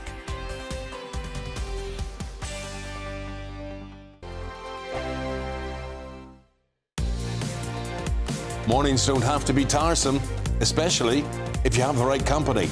Wake up to news as it happens, opinion and debate, and of course, a little bit of entertainment too. Because when the kettle's on, we're on. That's Breakfast on GB News, a show worth waking up for. Every morning from 6 a.m. Only on the People's Channel, Britain's news channel. We'll spread the news, you spread the word. Good afternoon, Britain. Weekdays from midday. Well, the end of February marks the beginning of the holy month of Ramadan, and the Prime Minister Sir Keir Starmer was quick to wish all Muslims Ramadan Mubarak. Yes, he was, and the royal family also took to their Twitter feed, and they have millions of followers to mark the occasion, sending their best wishes to Muslims in the UK, Commonwealth and all around the world. Which is all very nice, and quite right, of course, because there are many, many Muslims who are in the Commonwealth, which the royal family heads. However, what's been said for the Christians? Zippo. Because there's been a deafening silence from, well, the royal family, politicians and many others as Christians mark the beginning of Lent, despite the fact the King is, of course, head of the Church of England. Yes, it's all rather disappointing. Shall we get the reaction of the former chaplain to Queen Elizabeth II, Dr Gavin Ashenden? Thank you very much indeed, Gavin, for coming on.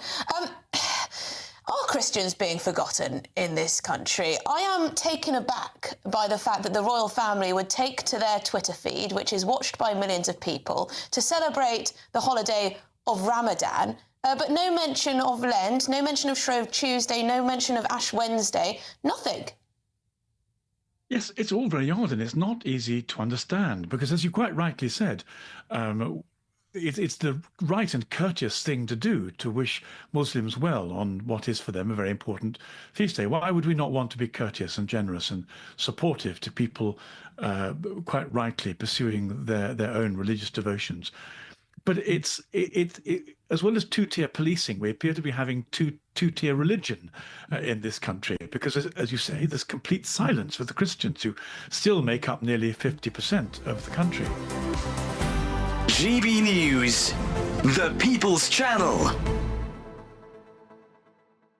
Good Afternoon Britain isn't just about us. The wonderful thing about this programme is it's about everyone watching. It's an interactive programme. Well, there absolutely is something to see here, and we're going to be talking about it more. Whether it's breaking royal news, please bring us up to date. or indeed a particularly punchy speech in the House of Commons. Very, very curious. We bring it to you live, and then we bring you live reaction as well.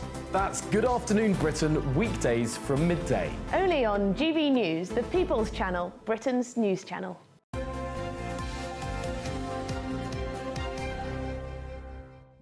It's 7:28 now. You can get a flight these days to sunny Spain or pretty Portugal for as little as 25 quid. So it's no wonder Britons like to jet off in their masses. Oh, yes, but with a lot of anti-tourism sentiment on the continent, is it time to start thinking, really, of staycationing, holidaying at home? Because there are lots of parts of the UK absolutely gorgeous. Let's talk to travel correspondent at The Independent, Simon Calder, and travel writer Joe Corley. Simon, I love the UK.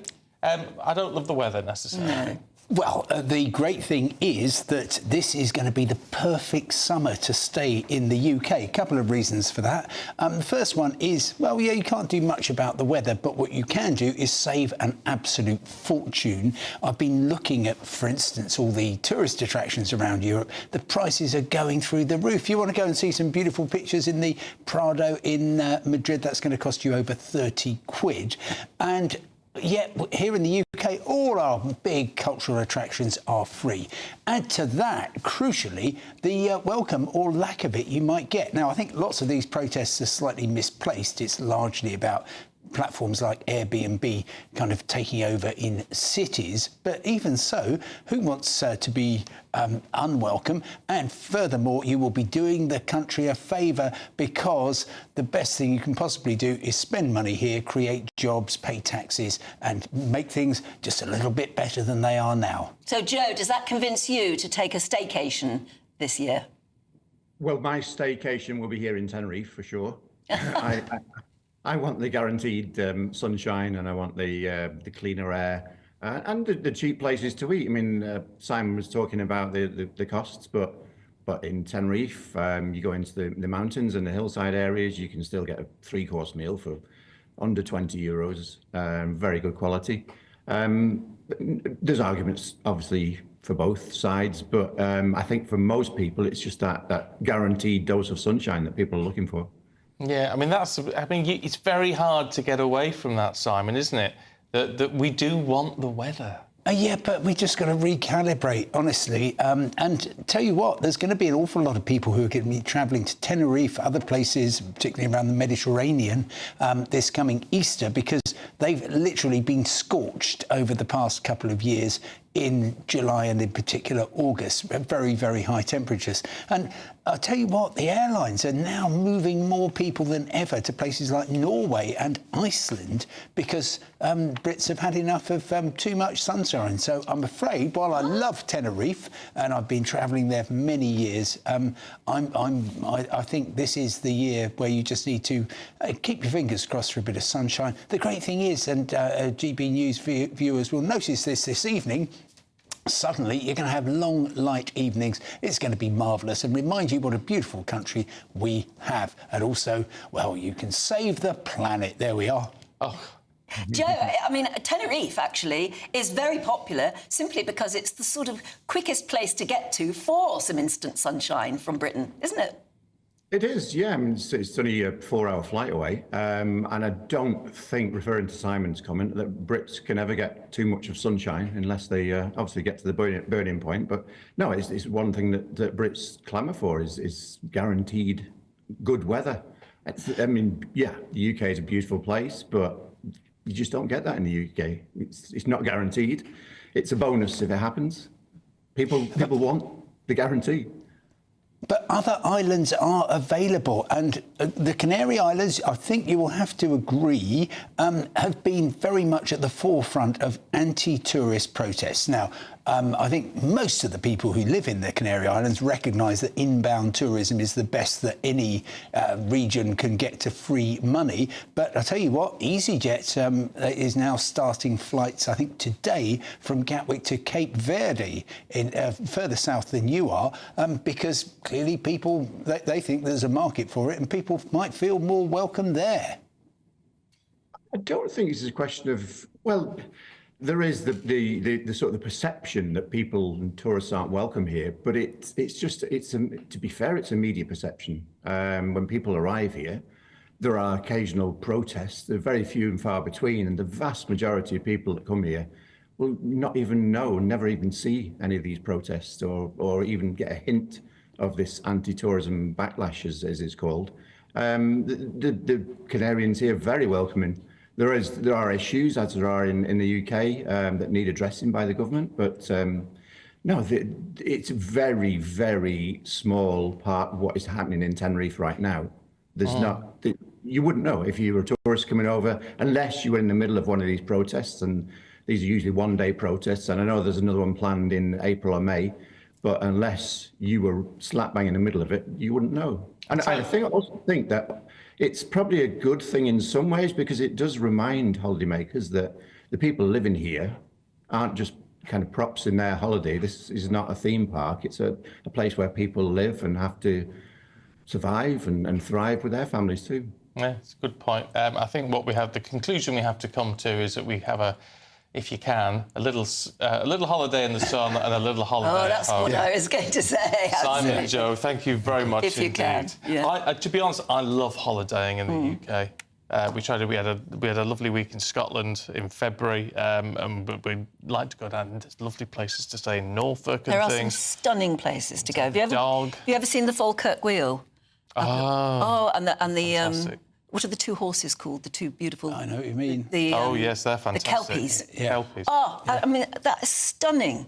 And I was lucky enough to go there on a beautiful day, but that's the only thing, is you have to keep, praying. Unfortunately, I need to put in the health warning, which is rail fares go up in Scotland this week. So they're a month behind England and Wales. It is. Well, they, I thought you were just going to be here with good news today, Simon, but no, it was never that way, was it? There's always something going wrong. Well, you see, Gail's been in touch. He says it's too expensive to holiday in Britain, unfortunately. The cost of going out is very expensive. We spent a weekend in Bath and it cost us a fortune. Oh, but it does cost. Yeah, if you're going to go to Bath, other places are available. There's other great cities. Obviously, there's nowhere more beautiful than South Cumbria, is there, Stephen? Well, no, quite right. But the places like Northumberland are just undervisited and beautiful. And, of course, Newcastle is in a splendid, cheerful mood. It really is. It would be a good place to be at the moment. It's a great place to visit. Simon, good to see you. Thank you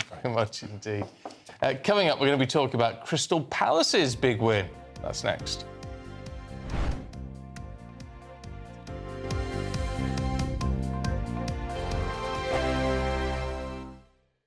Exciting news. Every Friday, my Patrick Christie's Tonight Show is going to have a twist to it. We're welcoming some special guests. You.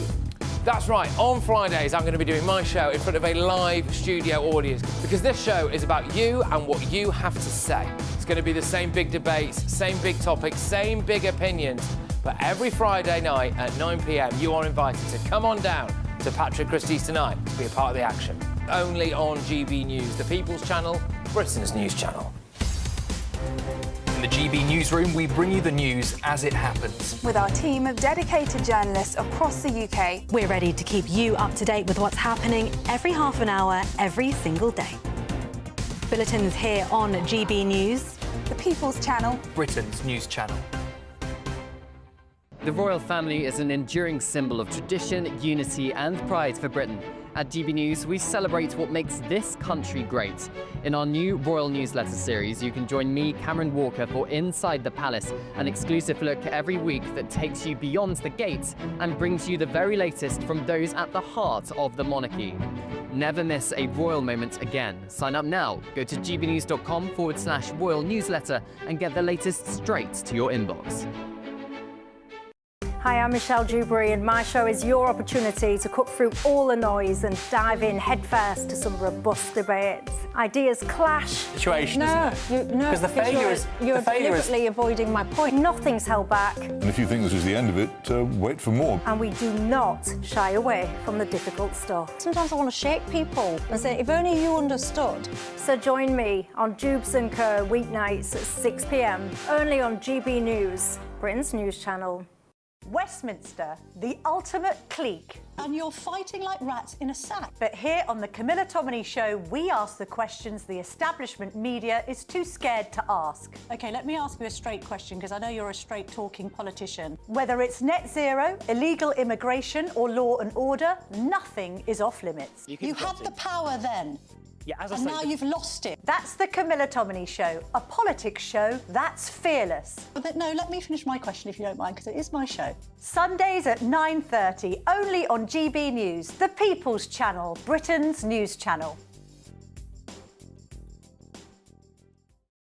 It's Patrick Christie's Tonight, and here we do things differently. It's explaining the absolute madness of this, doesn't it? It's explosive. I mean, this is very good. It's lively. 850. Your government sat there, Sean, and it did nothing. It's controversial. And the Middle East has been in turmoil since before I was born. It's everything you need to kickstart your evening. Everyone's had their Weetabix tonight. I love to see it. That's Patrick Christie's Tonight, weeknights from 9 p.m. Only on GB News, the People's Channel, Britain's news channel.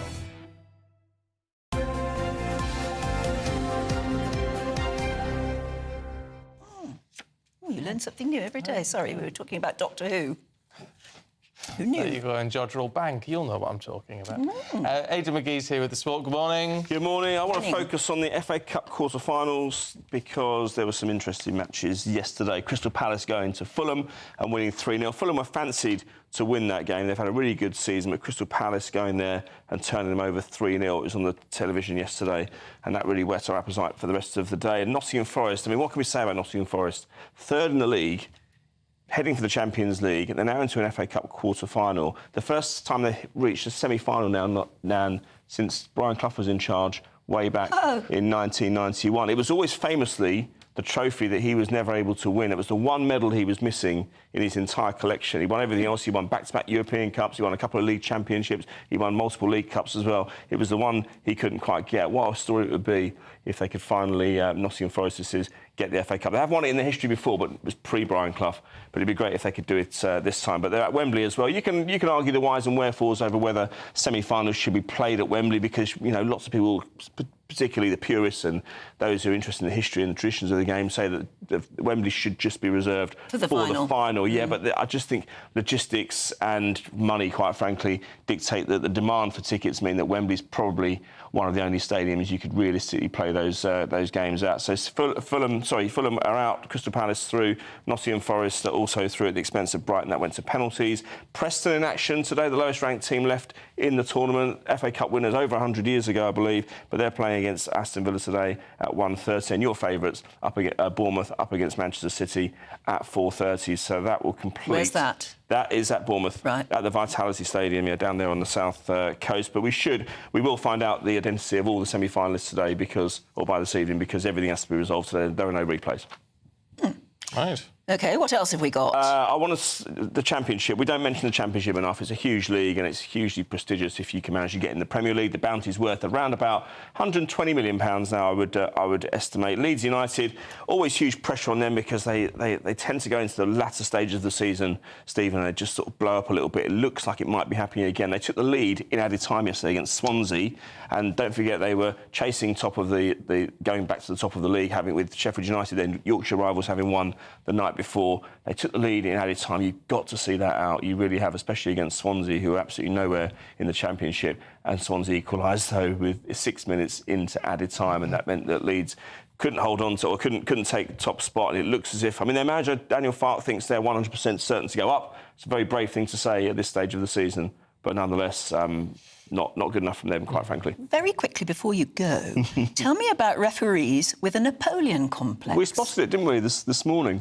Well, there was a study done in Germany in the Bundesliga, and it was done across a number of games, and they compared the number of fouls and cards in relation to the height. Now, it's known as a Napoleon complex. That's what it's been called in Germany, because they found that over an assessment of 2,340 matches in the Bundesliga, so it's a pretty high standard of football, or very high standard of football, in fact, results showed that players taller than the referee were nearly 10% more likely to have fouls given against them, and they were 7% more likely to get a yellow card. So the ref is more likely to pick on you if you're taller than him. Yes, exactly. Yeah. And I wouldn't say referees are particularly small. I mean, they're probably average height. I mean, you get tall players, you get shorter players. Yeah. But yeah, the bigger the gap in the height, the more likely you were to get a card from the referee. And we're not talking birthday cards, we're talking yellow and red here. That's interesting. It is, isn't it? It's fascinating. Right, on that, I think we're slightly weird note.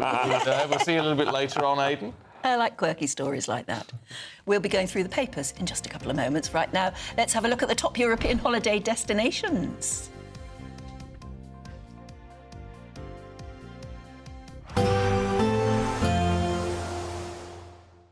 Can't wait to get in that sea. Lovely and warm. Just like the feeling of having great travel insurance. All Clear Travel Insurance sponsors GB News Travel Destinations Forecast. Hello there. We continue to stay unsettled across central and eastern parts of the Mediterranean, with further heavy showers and thunderstorms, some localised flooding possible. Through Monday, we can see across much of Greece into Italy those heavy downpours continuing, some brisk winds, feeling quite cold too, but drier further west into Spain and Portugal, sunny spells before heading over to Madeira, where there'll be some showers here, and largely dry across the Canary Islands. Over the next few days, it stays fairly similar, temperatures in the sunshine reaching the low 20s. All Clear Travel Insurance sponsors GB News Travel Destinations Forecast.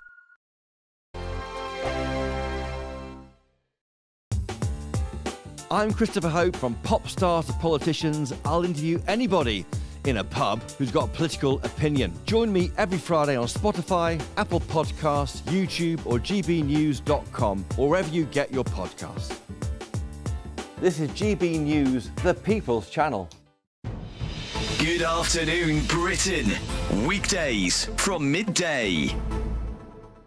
Interesting research here, because on the one hand, it looks as though awareness of ADHD and the symptoms is rising because of TikTok and influencers promoting the symptoms of TikTok. But there's also research that suggests that usage of TikTok itself can cause ADHD. So how do we kind of untangle this?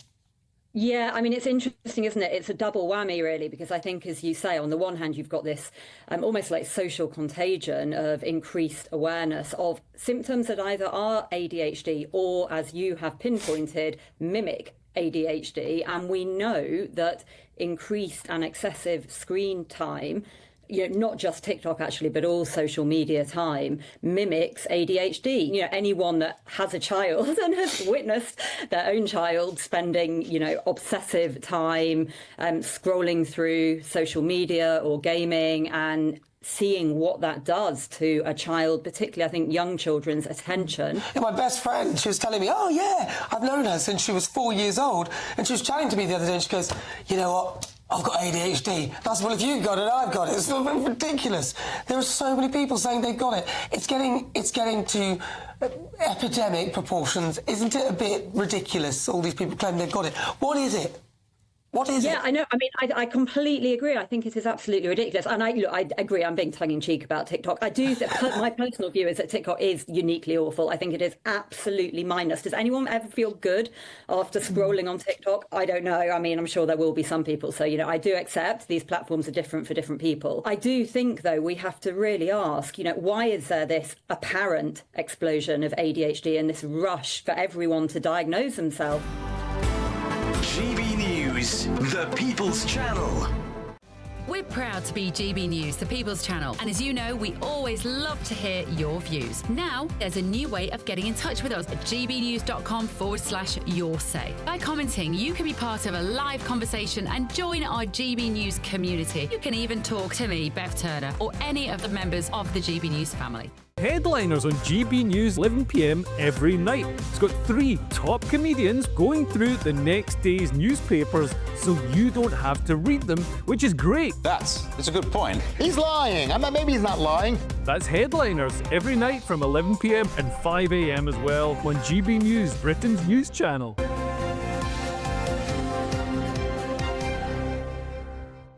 Let's see what's making the news this morning with political commentator Lynn May and the journalist Andy Jones. Good morning to you. Good morning.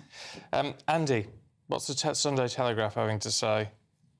About children being expelled? Absolutely. Children as young as 5 are being removed from school for attacking their teachers. Big rise in violent behaviour towards teachers. We talked a lot on the show about the difficulty with keeping teachers in education, getting men in education and then keeping good teachers in classrooms. 3,600 reception and nursery children 3,600 reception and nursery children last year were expelled for hitting adults.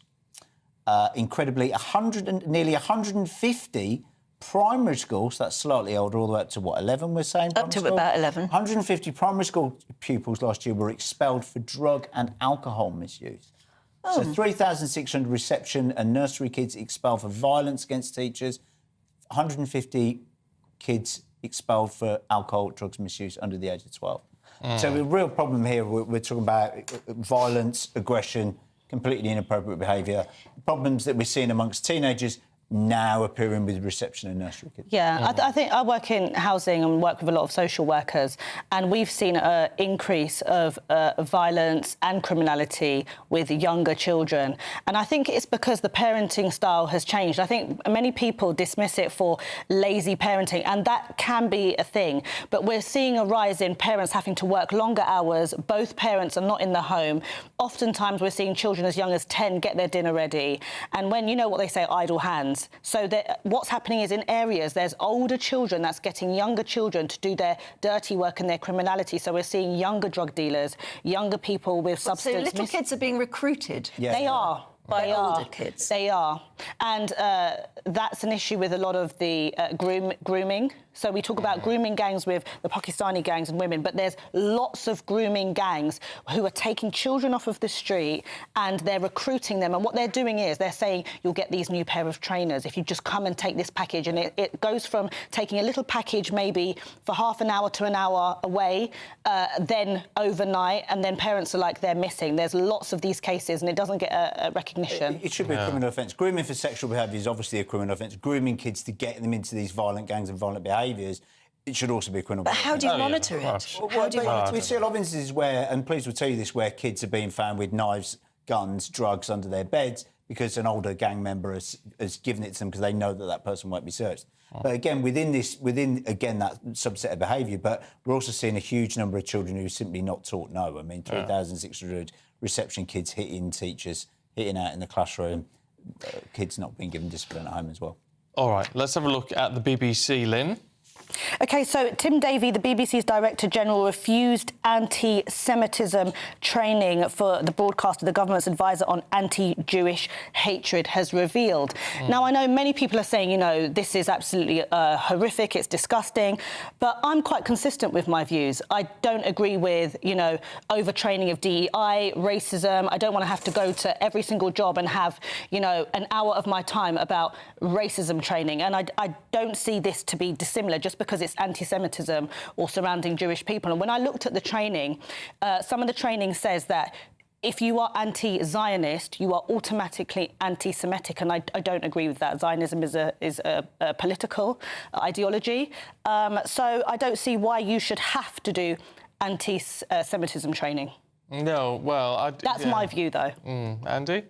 So Lord Mann has called out the BBC for this. He said he visited BBC bosses to offer on 3 occasions since 2019 anti-Semitism training. And the reason why he's going into the BBC is because of the Gaza documentary where BBC wasn't aware or didn't act on knowing that this Gazan child was somehow attached to Hamas.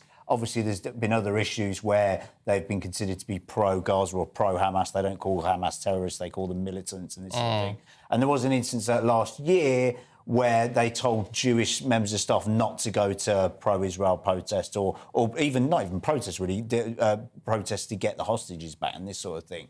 But again, I am with Lynn May a little bit on this, where this diversity training, so much of this training, if you train one, you then have to train to the Yeah, if we call that woke, why is this any different? You know, it's all woke training that everyone's getting a little bit sick and tired of. Yeah, we'll say at the BBC they do have all of this other training that Lynn's talked about, and you sort of think, well, if you're training all this, why aren't you training? Yeah, well, yeah, you either do it all or you do none. I would suggest. Mind you, I've done unconscious bias training because it was obliged at somewhere I worked. If you're and it was the enough, worst waste of time I've ever. I was going to say, if you're intelligent enough to have a job within the BBC or something, or another organisation like that, you should be able to think it through yourself, shouldn't you? Yes, I think so. I don't think you can actually change, you know, some of your bias, but I think it's how you express it. I think many people know what to say and what not to say, and if you are sometimes ignorant, then OK, do some research, or we can have a conversation about it.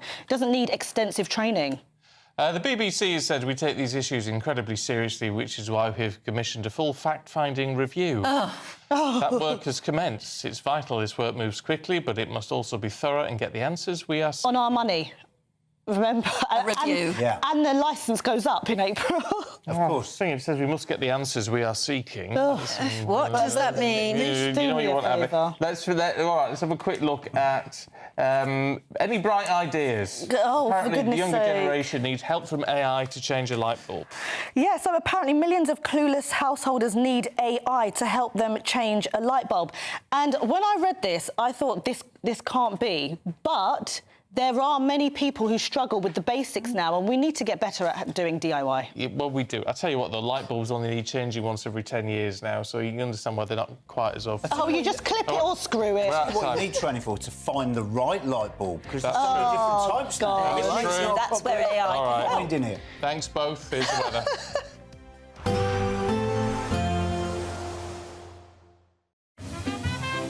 Heavy showers first thing will be followed by a warm, cosy day. Boxed boilers, sponsors of weather on GB News. Hello there, good morning. Welcome to your latest GB News weather forecast. High pressure starting to build in, so plenty of dry weather to come across the country. It's still fairly windy, particularly across central and northern parts of the UK. A sunny start to the day, still some showers across northern Scotland, but for most of the dry day to come, plenty of sunny spells, though pretty windy across northern England, eastern parts of northern England as well, eastern Scotland, a northerly breeze here, some large waves along the coast, but winds light further west, and with plenty of sunshine, it will feel pleasant out there. Temperatures reaching around 15 or 16 Celsius above average for the time of year, just a little chilly along those eastern coasts in that wind. As we head through into this evening time, some thicker cloud will start to approach parts of Northern Ireland, western Scotland, but for most it's a dry end to the day, plenty of evening sunshine, and temperatures still in double figures in places, but starting to feel chilly as the sun drops in the sky. Plenty of dry weather across Northern Ireland, Northern England as well. Breeze starting to ease as well. The rest of England and Wales clearing skies to end the day, and temperatures around 13 Celsius. Into the evening time, thicker cloud could give a few splashes of rain across Northern Ireland into the Western Isles as we head into the early hours. Otherwise, it's dry for many with clear skies, and that will allow temperatures to drop away. And with light winds, we could see some mist and fog patches forming in places too. Single-figure temperatures down to 3 or 4 in the towns and cities, perhaps a little lower than this in the countryside. So any early frost and fog quickly clearing, and in England and Wales, plenty of sunshine to come. Just still some weather fronts through the Irish Sea up into Northern Ireland and western Scotland, thick enough for some cloud and outbreaks of patchy rain. Otherwise, it's plenty of dry weather around, unbroken sunshine for parts of England and Wales, and with light winds feeling pleasant, temperatures 17 or 18 Celsius, a little cooler under the cloud further north. See you soon. There will be a light breeze in the morning, leading to a warm front. Boxed heat pumps, sponsors of weather on GB News. It's the final week to see how you could spruce up your spring, as we have an incredible £17,777 in tax-free cash to be won. And if that wasn't enough, we'll also give you the latest Mulberry handbag, and not one, but two sought-after designer watches. Make sure you don't miss out, as lines close on the 4th of April. For another chance to win the lot, text cash to 63232. One entry costs £2 plus one standard network rate message, or text bonus to 63232. 5 entries cost £5 plus one standard network rate message. Go to gbnews.com/win. Entries start from just £2. Call 0903 681 3232. Calls cost £2 plus your network access charge. Or post your name and number to GB12 PO Box 8690 Derby DE1 9TT. UK only. Entrants must be 18 or over. Lines close at 6 p.m. on the 4th of April. Please check the closing time if listening or watching on demand. Good luck. Mornings don't have to be tiresome, especially if you have the right company. Wake up to news as it happens, opinion and debate, and of course, a little bit of entertainment too. Because when the kettle's on, we're on. That's Breakfast on GB News, a show worth waking up for. Every morning from 6 a.m. Only on the People's Channel, Britain's news channel. We'll spread the news, you spread the word. In the GB Newsroom, we bring you the news as it happens. With our team of dedicated journalists across the UK, we're ready to keep you up to date with what's happening every half an hour, every single day.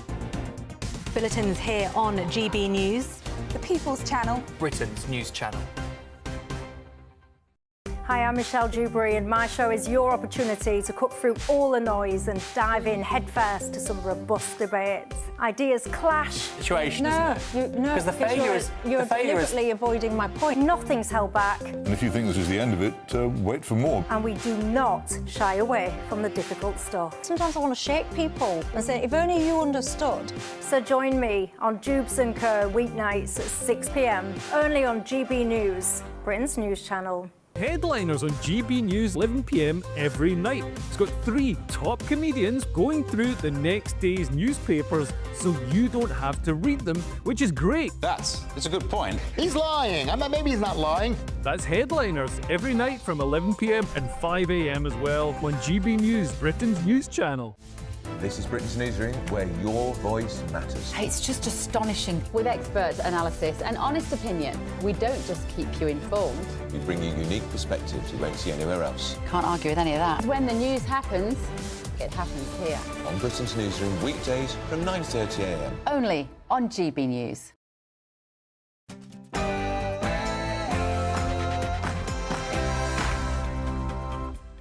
It's Mothering Sunday, and there's a dilemma for the Duke as Prince Harry finds himself labelled a bully. The chief of the charity, which was set up by the Prince, claims that she is the victim now of the Sussex PR machine. But did the bad blood actually start more than a year ago when the Duchess of Sussex was accused of ordering Dr. Sophie Chandauka out of the way? The government is plotting a crackdown on illegal workers with tough new laws to stop employers hiring anyone who actually hasn't got the right to work. The Labour MP is calling for the abolition of the Sentencing Council amid new guidelines ordering more lenient sentences for ethnic and faith minority groups. And I don't know if you've noticed, but the clocks have gone forward overnight. It is 9 o'clock now, is it? No, it's 8 o'clock. It's 8 o'clock. Oh, they've changed the clock. See, I'm confused. Anyway, there you are. The clocks have gone forward, so check your times. And happy Mother's Day, of course, Mothering Sunday to all mums. GB News is remembering you today. Newcastle manager Eddie Howe was in tears yesterday as 300,000 fans descended on the city to celebrate the club's Carabao Cup triumph. In tennis, meanwhile, Novak Djokovic has a 100th ATP title in his sight ahead of the Miami Open final this afternoon. Pressure is starting to build in across the UK. It should last much of next week as well. Find out all the weather details coming up soon. It's just gone 8 o'clock. She's Anne Diamond. Thank you very much. And he's right. Happy Mothering Sunday. This is GB News Breakfast.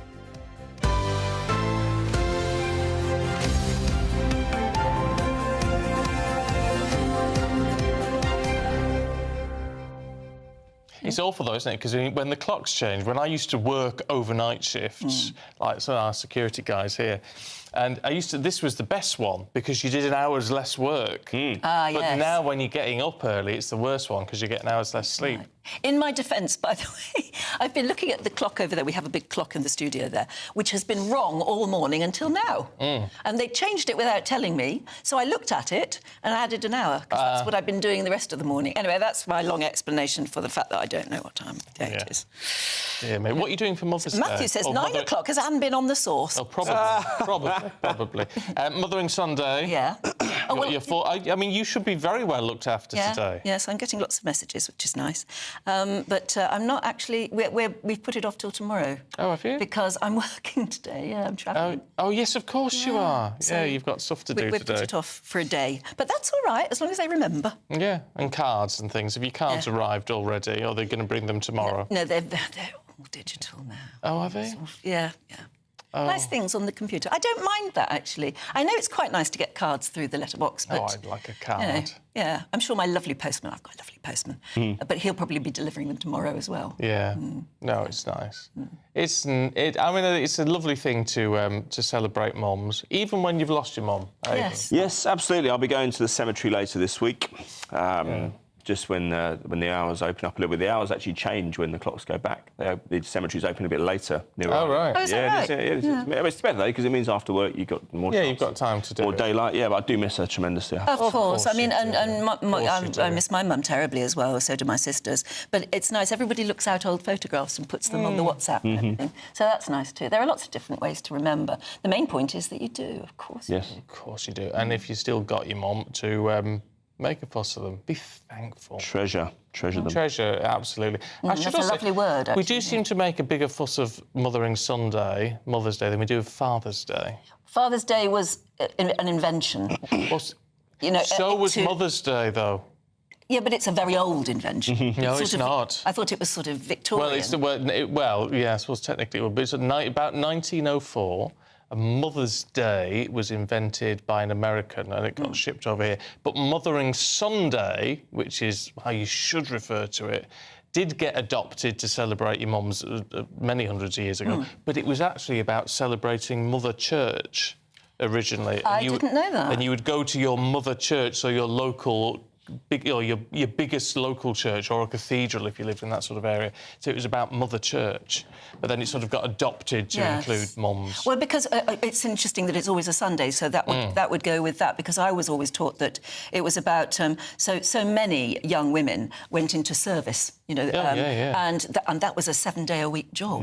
But they were given Mothering Sunday off so that they could deliberately go home and see their mums.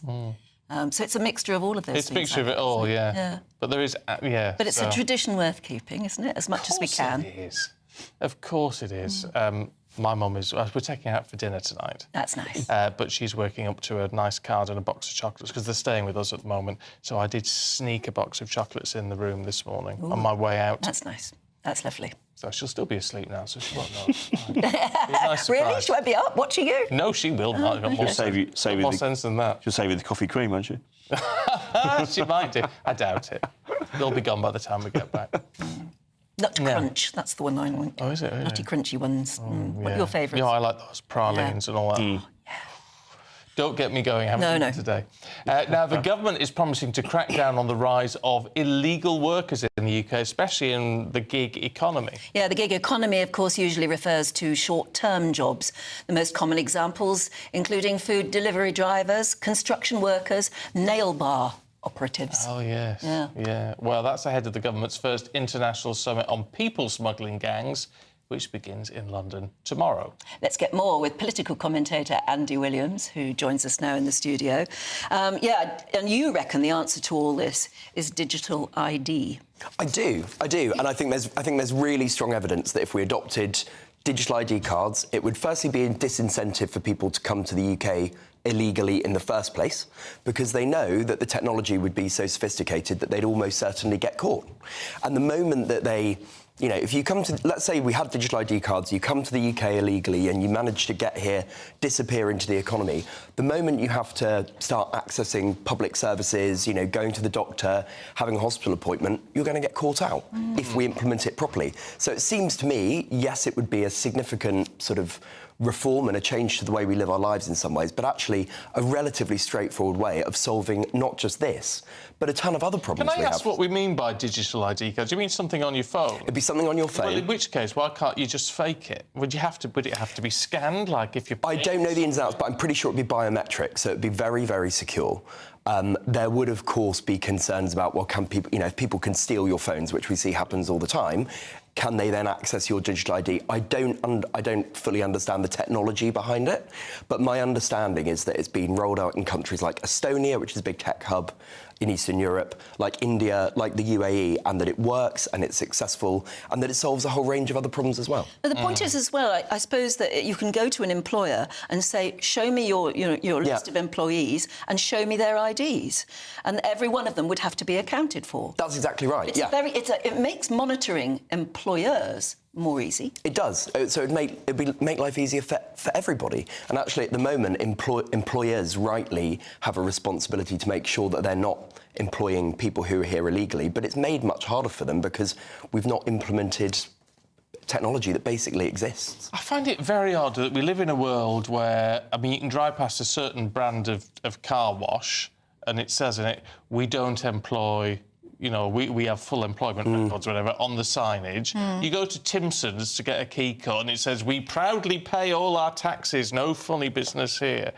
So but you're having to declare all of this stuff now to which you're doing what you're meant to expect to be a prerequisite for being a decent business, exactly. And we know that there's a problem with some of these delivery companies. But I think having this summit over the next 2 days, some people will say, is it going to be a talking shop? You get 40 world leaders or representatives of countries in a room and they chat, and it's really nice and everyone goes away and nothing changes. But there are a series of really substantive things on the agenda. One thing I wasn't aware of, for example, is that the smuggling gangs, people who are helping people get across the channel in small boats, are advertising on social media for their services, effectively.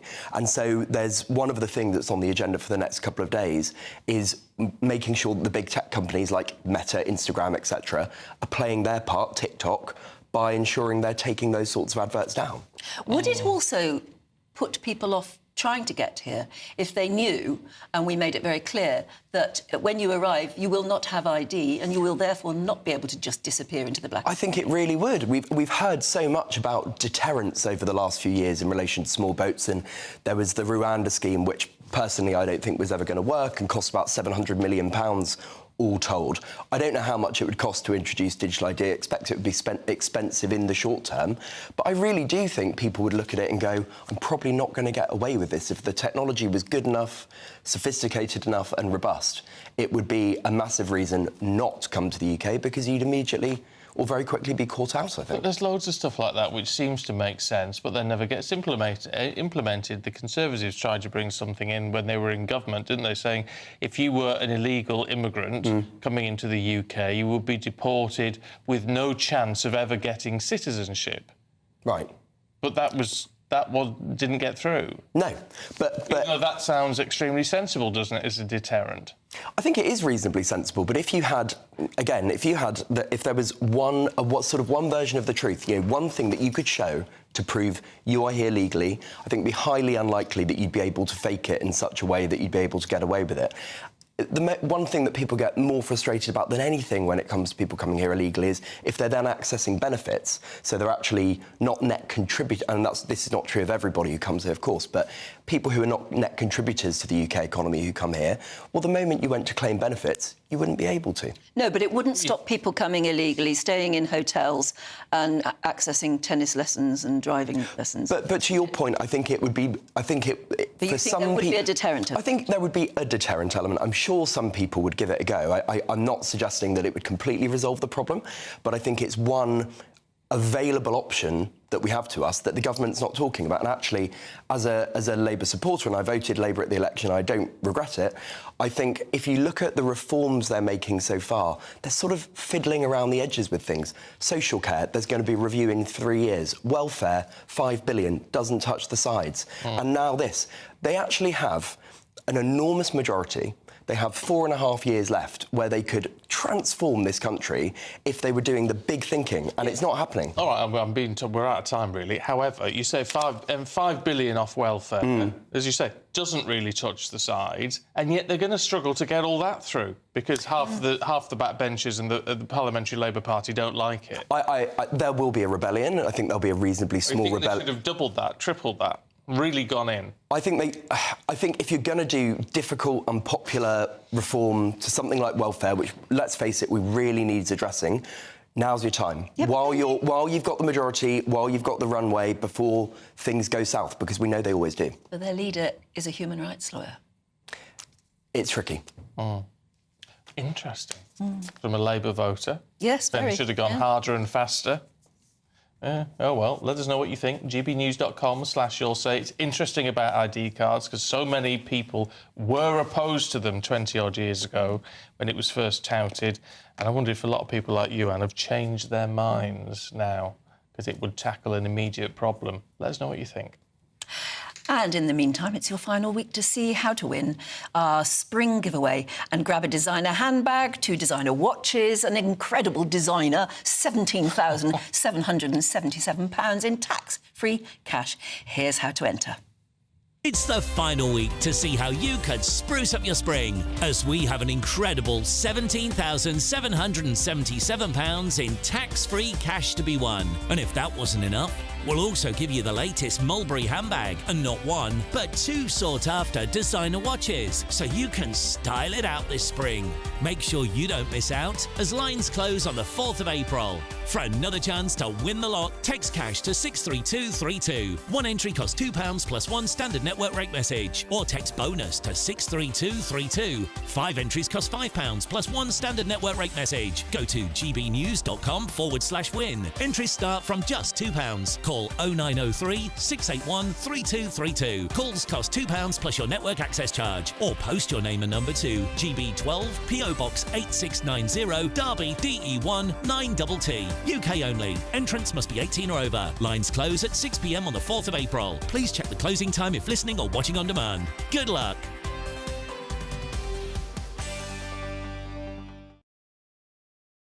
Just an interesting message from someone on Twitter whose name I can't work out from this, but anyway.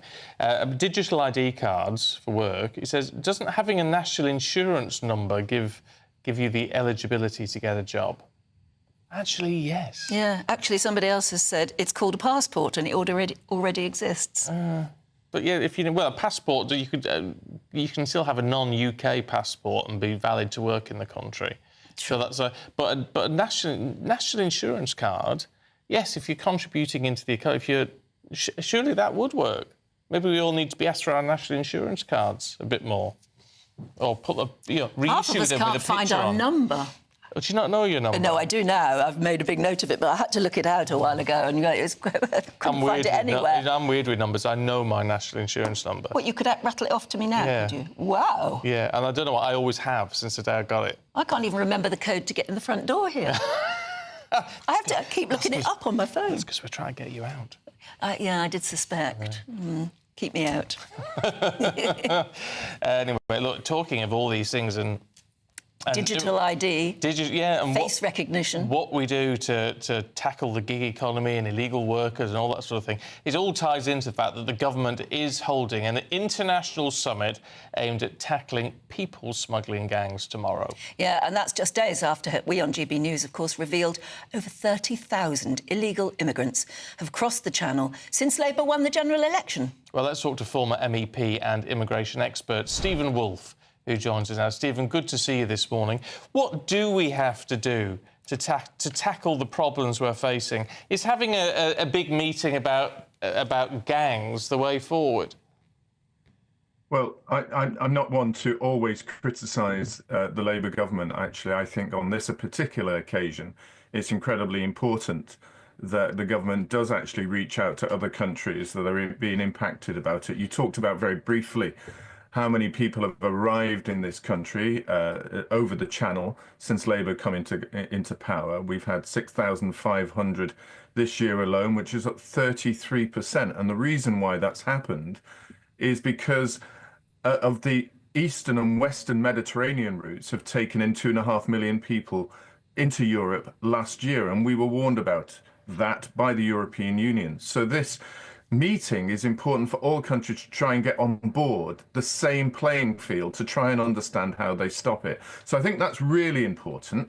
The question is whether they will take the very strict actions, the actions that you see coming from the United States, which is very much closing the borders, deporting people, which is having an immediate effect on immigration numbers in the US, backed by countries in Europe like Hungary and Slovenia. But will they just then try tinker around the edges? And I think that's people's biggest fears. I mean, I think that's what a lot of people are worried about. Certainly they're getting in touch to tell us that they think this will be a talking shop and a way of, saying to the public, we are addressing the issue, but nothing very much coming from it. I mean, this is a government that got elected on the "we will smash the gangs" slogan, and we haven't seen any gangs smashed, have we? No, we haven't, and it's unlikely to do so at the moment. Of course, there is a really important, again, I've been a very big critic of this government. They've got to give them time to try and work with the European partners. But we've had an opportunity with the Home Office to do this for well over 12 years. We've given the French over £2 billion, for example, to try and protect the borders and build camps to help us stop this. So there's no smashing of the gangs immediately. I think the biggest message you have to look is, where has this worked? It's worked in Australia. It's worked in the United States. And that's by doing things such as preventing people from coming into the United Kingdom or in Europe through visas, to be able to use deportation, to use anti-money laundering regulations to remove funding from anybody involved in people smuggling gangs. And I think that's very important. And use this as a technical war on effectively this illegal trade, which is made about, I don't know, roughly around, in our estimates, at £4 million this year alone. Would you go for digital ID cards over here? I mean, it's not quite the same issue, but in terms of people who do get here and are trying to get into the gig economy, would you back something like that to try and stamp it out? Well, I think this is what happens when you fail to stop people coming in. Then our ancient kind of cultural aspects of being free without having the government know exactly where we are leads us to going down these lines of digital technology. I'm not a fan of it. I don't want to see us having this level of checks on human beings in the United Kingdom, because we fail to actually stop the gangs. But I can understand why people are so fed up now that they're looking at any option to try and prevent people from being able to use their illegal entry in this country to make money.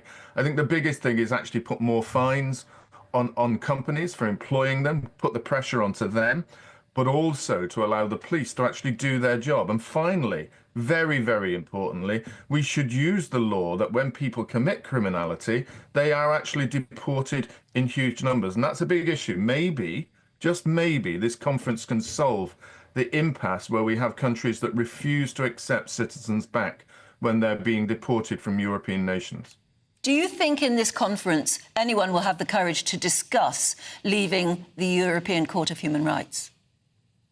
No, I don't think they will do at this conference, but it's fascinating. I've been on recent interviews where I've campaigned for nearly a decade about leaving the European Court of Human Rights, because I believe it no longer represents what was thought about at the time after the war, that when this was created, to the extent where we have now, where I've seen Labour members of Parliament beginning to understand that it needs to be either fundamentally changed or we leave. And indeed, those starting to talk about an amendment or a way of changing the UN Convention on Human Rights, which is also important in that connection.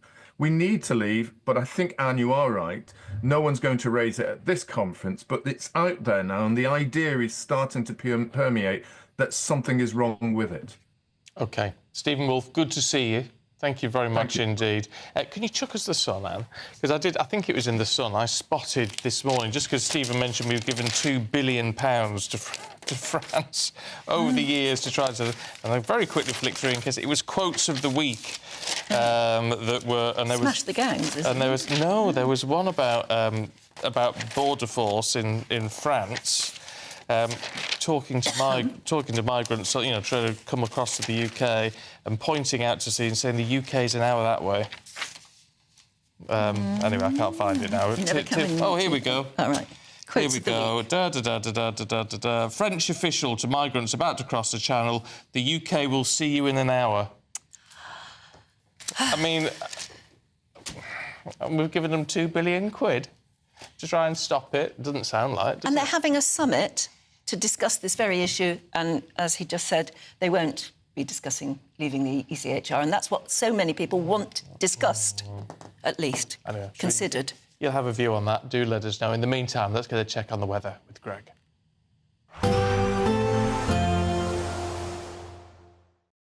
Expect a warm front, moving from the kitchen right through to the rest of the house. Boxed boilers, sponsors of weather on GB News. Hello there, good morning. Welcome to your latest GB News weather forecast. High pressure starting to build in, so plenty of dry weather to come across the country. It's still fairly windy, particularly across central and northern parts of the UK. A sunny start to the day, still some showers across northern Scotland, but for most of the dry day to come, plenty of sunny spells, though pretty windy across northern England, eastern parts of northern England as well, eastern Scotland, a northerly breeze here, some large waves along the coast, but winds light further west, and with plenty of sunshine, it will feel pleasant out there. Temperatures reaching around 15 or 16 Celsius above average for the time of year, just a little chilly along those eastern coasts in that wind. As we head through into this evening time, some thicker cloud will start to approach parts of Northern Ireland, western Scotland, but for most it's a dry end to the day, plenty of evening sunshine and temperatures still in double figures in places, but starting to feel chilly as the sun drops in the sky. Plenty of dry weather across Northern Ireland, northern England as well, breeze starting to ease as well. The rest of England and Wales clearing skies to end the day and temperatures around 13 Celsius. Into the evening time, thicker cloud could give a few splashes of rain across Northern Ireland into the Western Isles as we head into the early hours. Otherwise, it's dry for many with clear skies, and that will allow temperatures to drop away. And with light winds, we could see some mist and fog patches forming in places too. Single-figure temperatures down to 3 or 4 in the towns and cities, perhaps a little lower than this in the countryside. So any early frost and fog quickly clearing, and then England and Wales, plenty of sunshine to come. Just still some weather fronts through the Irish Sea up into Northern Ireland and western Scotland, thick enough for some cloud and outbreaks of patchy rain. Otherwise, it's plenty of dry weather around, unbroken sunshine for parts of England and Wales, and with light winds feeling pleasant, temperatures 17 or 18 Celsius. A little cooler under the cloud further north. See you soon. A positive outlook through the night will power through to a bright day ahead. Boxed home battery storage, sponsors of weather on GB News. This is Britain's Newsroom, where your voice matters. It's just astonishing. With expert analysis and honest opinion, we don't just keep you informed. We bring you unique perspectives you won't see anywhere else. Can't argue with any of that. When the news happens, it happens here. On Britain's Newsroom, weekdays from 9:30 a.m. Only on GB News. Good afternoon, Britain. Weekdays from midday. High street retailers have been unveiling their new collections with the arrival of the warmer weather, with critics warning that British staple M&S faces a stampede due to the popularity of their new ranges. Well, joining us now is fashion and upcycling consultant Tendai Morewa. This spring we're going a little bit less bold prints, but we're focusing more on textures and embroidery and more brighter colours. The reds are in, the blues. And the minis are back in. Oh, gosh, we're all going to have to get our pins out, Adam. Oh, dear. Are we? So M&S, yeah. Marks & Spencer, they seem to be doing very well. Yeah. I think what they've managed to do is to get the young audience as well. We see it on TikTok. They've got a trend with their jackets. Everybody's loving it. So the mums and the daughters can all wear the same collection. Oh, I've seen so many TikToks, you're absolutely right, of younger women going into M&S, trying on the clothes, showing off their M&S haul, is what they call it, and, just pushing the clothes. They like it. They say, you know, it's cool now. I think that's amazing, because I think, you know, there shouldn't be ageism in shops. We should all go to one shop and come out with whatever we want, and they've managed to do that. And they're bringing out this collection where they've got 10 dresses each month from April to June, and it's affordable to everyone and just perfect for summer. Yeah, and then I suppose quite good quality. Where else on the high street can people go, you know, if they don't want to spend too much money?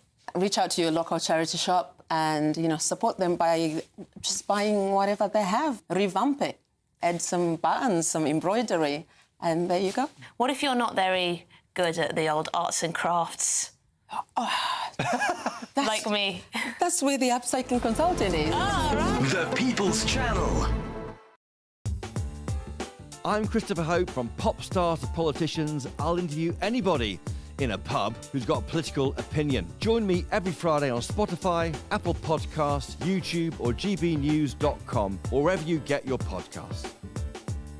This is GB News, the People's Channel. We're proud to be GB News, the People's Channel. And as you know, we always love to hear your views. Now, there's a new way of getting in touch with us at gbnews.com/yoursay. By commenting, you can be part of a live conversation and join our GB News community. You can even talk to me, Bev Turner, or any of the members of the GB News family.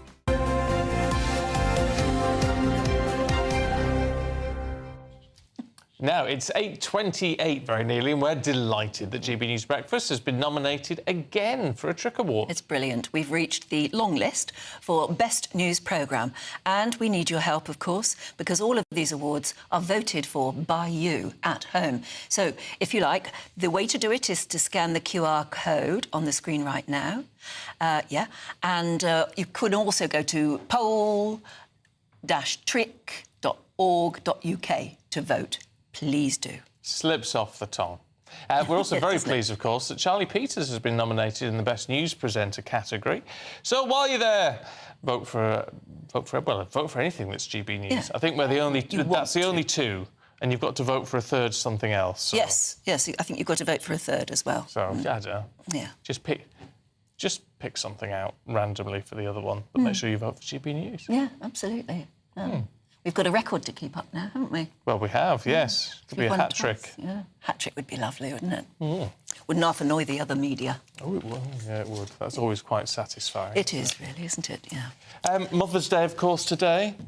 Absolutely. And I hope you've got something nice planned. Mothering Sunday, I should say. Yes, that's right. I was only because I always would say Mother's Day, but we all got told off at church. Yes. On Wednesday. Oh, really? Yeah. Mothering Sunday. Mothering Sunday is the traditional way to put it. But, you know, you can remember in any way you want. Yes. Just get in touch if Mother is still with you. Sometimes just a phone call if you don't communicate that much. Absolutely. I've got one son in South Africa at the moment. He's on safari.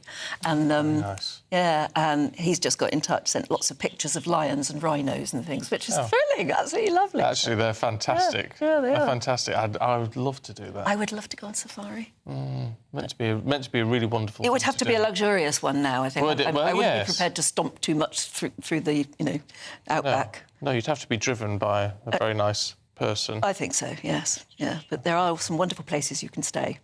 So Yes. you never know, one day. It can be very, very expensive, though, can't it? I think so, especially the way I'd want to do it. Yeah, Because that's the trouble is nowadays, as you get older, you definitely want your home luxuries. So I'd sort of want to go home every evening to a hotel with a bath. Yeah, that'd be nice. It would be lovely. It'd be nice looking out in your bath, looking out over the African savannah. And there are hotels that do that. Are there? Oh, can you imagine? Yeah. Do you remember Treetops, the famous place, which is where the Queen was just before she became Queen? Queen Elizabeth, I mean. And that's been turned into an enormous resort now. But there are lots of other places like that where you can camp out under a glass dome, so you feel as though you're under the stars. All sorts of amazing things. Which I suppose is good for the tourist economy. If you win the lottery or win the Great British Giveaway and fancy a safari, that would be the way to do it, wouldn't it? Absolutely, yeah. Oh, very nice. Well, we can dream. We can dream. We can, yeah. Go on. I was just going to say, I also want to remind everybody that it is the wedding anniversary, 20th coming up, of the King and Queen. And there's a little piece in the Sunday Express today, a little leaflet that's all, booklet that's all about them. What I remember about that day is her incredible hat. Absolutely. It was one of the best hats you've ever seen, wasn't it? It was a lovely swirl of feathers. And she looked terrific. She really did. Well, 20 happy years. Well, good on them, I say. Yeah. It's longer than a lot of people manage, isn't it? And they've done it under the spotlight and with a lot of criticism of her and all the rest of it. They've been through rocky times, have they not? Some of it, you might say, self-inflicted. But that's human, isn't it? Yeah. And they were under the most terrible scrutiny because, particularly in those days, 30, 40 years ago, the press were really horrible to them. So there you go. But life goes on, doesn't it? And they're turning out to be what looks like an extremely happy couple. I think so, which is nice. Sticking with the royals, though, Prince Harry has been accused of harassment and bullying by the chair of the charity that he set up in honour of Princess Diana. Yeah, Dr. Sophie Chanduka is claiming that the Duke tried to actually sabotage the organisation before he sensationally quit earlier this week. In response, we've heard from a source close to Prince Harry and other trustees, because it's not just Harry who's left. A whole load of them have walked out this week. A load of trustees. The other founder, Prince Siso of Lesotho, has left as well. They said they fully expected this publicity stunt from Dr. Chanduka. They've remained firm in their resignation and look forward to the adjudication of the truth. It all seems to be a very messy business and pretty sad as well when you think that it was one of Prince Harry's major achievements. Yes, it was. I think setting up that charity, which he started when he was about 19. He was on a gap year, if you remember. And I think there's no doubting his sincerity in his passion for it. Yeah, absolutely. And it seems so whatever's gone wrong...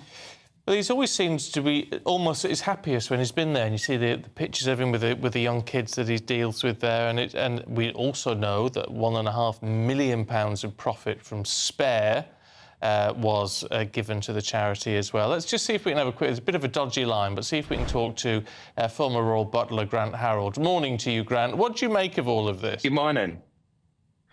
Well, it's obviously very sad because, again, it's some more negative news, which I'm sure Prince Harry and his wife are not really wanting with everything that's happened recently. But it's also interesting because a lot of people who have got very strong opinions will be sitting there going, well, they're not surprised. So, this is the situation. And I don't know, obviously what this lady has said, she obviously feels very strongly about it and she wants to make people aware. But it's very sad, I think. If there's any truth in it, of course, then it's really sad because Harry, from my memory, was never that kind of character that would ever make somebody feel uncomfortable or bully. That's just my experience. I think what really upsets a lot of people is that Harry, in going to the United States, has lost so much. At least that's what it looks like to us. He's lost contact with his family. He's lost the ability to come and stay happily in Britain. And now he's lost something that is obviously very close to his heart. You wonder what he's going to lose next. Yeah, I mean, as you said, this charity was obviously up in his late mother's memory. So, as you said, from our point of view, it looks like, as you said, he's lost his family, he's lost his home, his friends. That I know for a fact. I know some of his friends. He has lost so much. I mean, it's getting to a point where he's almost kind of losing his own identity. The Harry that you and me, that we all knew, seems to have gone, which is really sad. It's very easy. I mean, what you have to bear in mind is it is very easy, especially in the papers over here, to kick Harry and Meghan. However, with this, it's not. And he hasn't just gone and gone in a huff, has he? He's gone. Prince Siso's gone. The Board of Trustees has gone. So he's got numbers on his side that way. Yes. Yeah, so that makes you wonder if there's something, and I'm not saying the person in question is, we don't really know what's going on, but it's just interesting that so many people have gone. So there has to be something going on. Yeah. Okay, Grant, it's good to see you. Thank you very much indeed. Likewise. Thank you. Thank you. Oh, my goodness, yeah. It's a mess. It is a shame because it is a passion of his, and I do feel very sorry about that. Yeah, well, he said he was gutted, didn't he? Maybe we'll find out. Maybe we never will. I don't know.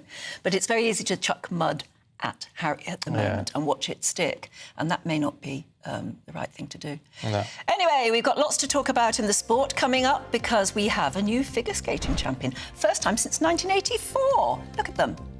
We'll find out more from Aidan in a moment.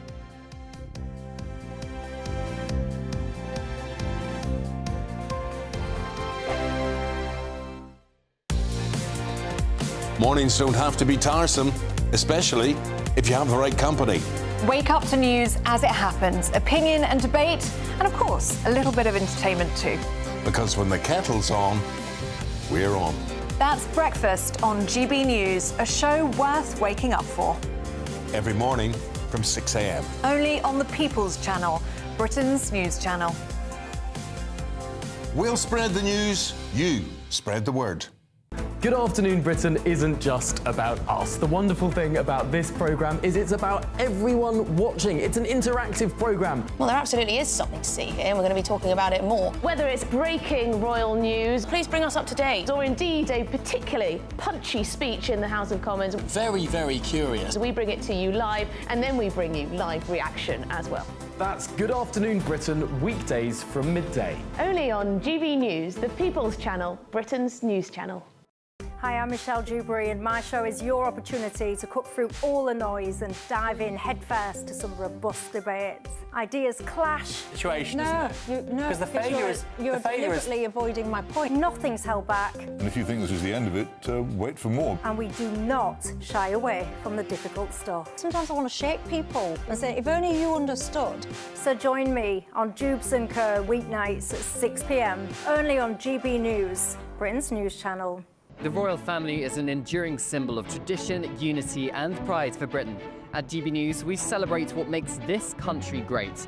In our new royal newsletter series, you can join me, Cameron Walker, for Inside the Palace, an exclusive look every week that takes you beyond the gates and brings you the very latest from those at the heart of the monarchy.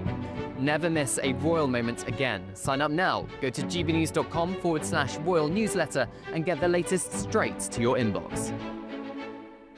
Westminster, the ultimate clique. And you're fighting like rats in a sack. But here on the Camilla Tominey Show, we ask the questions the establishment media is too scared to ask. OK, let me ask you a straight question, because I know you're a straight-talking politician. Whether it's net zero, illegal immigration or law and order, nothing is off limits. You had the power then.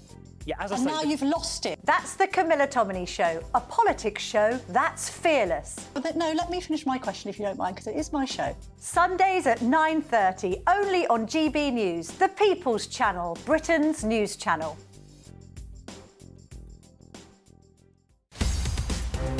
In the GB newsroom, we bring you the news as it happens. With our team of dedicated journalists across the UK, We're ready to keep you up to date with what's happening every half an hour, every single day. Bulletins here on GB News, the People's Channel, Britain's news channel.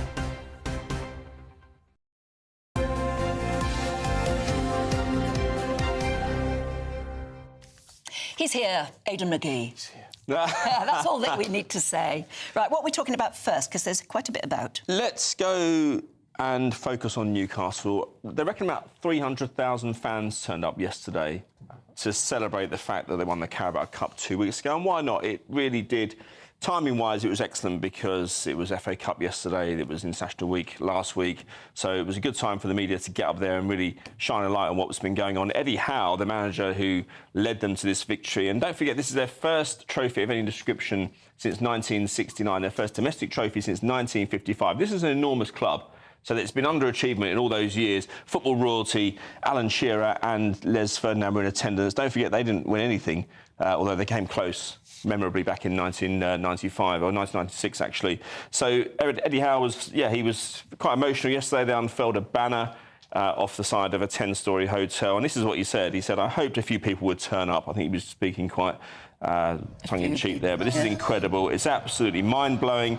I can't thank everyone enough from Newcastle for the way they've embraced me and my family, and extraordinary scenes there yesterday, lasted throughout the day, and I think it's probably in some form going on today as well, I would have thought. Well, good on them. Good on them. Success for the other North East clubs as well. Sunderland won yesterday to stay in the top 6. Middlesbrough won as well to stay. So there'll be lots of smiles on lots of faces at the moment, all not over just the in region. Newcastle. Now, we all know Torvill and Dean. Will we get to know Fear and Gibson? Well, I think we will, because the same ring, does it? Not quite. No. I thought it was extraordinary to learn yesterday that that we hadn't had any success in over 40 years in this discipline. We hadn't been on a podium at world level in figure skating, and Lila Fear and Lewis Gibson did it. Lila Fear's 25, Lewis Gibson 30. Lila Fear said that she just can't describe how she's feeling at the moment, and they won bronze yesterday in Boston for the figure skating. Boston, in America. Massachusetts, yeah, absolutely outstanding. And, I mean, did you interview Torvill and Dean? Many times, yeah. Oh, and we were so proud of them. What I find astonishing is that while they are still very much in our public mind, they're on the telly all the time, but that we haven't medalled in their discipline since. I know. Well, if you think about it, most of those kind of, Olympic sports, Winter Olympic sports, we tend to do really well in the last sort of 10, 15 years, especially since the lottery money's gone in. We just haven't done particularly well in that one. Well, it's very hard. Yes, I know it is, yeah, I know. Have you tried it? I've tried standing up on ice, and that's very hard. I tried it for about 10 seconds. 10 seconds, and it didn't work. After about an hour, I can just about do a lap. But you know what it means is that we haven't been spending money in the right place. Not necessarily. We've been spending big money on lots of these You've got to live near an ice rink because you've got to be there every single day from when you're a little tiny tot, really, to get anywhere near that good. They came out of Nottingham, didn't they? Torvill and Dean? Yes, I think they did. Yeah, the Nottingham ice rink. I used to go there when I was at uni. Yeah, it was quite something. To think that they'd trained there. But I suppose ice rinks are probably very expensive to keep up, aren't they? Just a word on Novak Djokovic today. He could win his 100th ATP title. Miami Open. Miami Open, to put him on a par with Jimmy Connors and Roger Federer. Who's he playing? He's playing Jakub Mensik, who beat Jack Draper last Saturday. That'll be worth watching. 19 years old. 19, I was going to say. Right. Good to see you both this weekend. And you, thank you very much indeed. Now, we're going to take you through the papers in just a minute, but first, let's have a look at the European hotspots.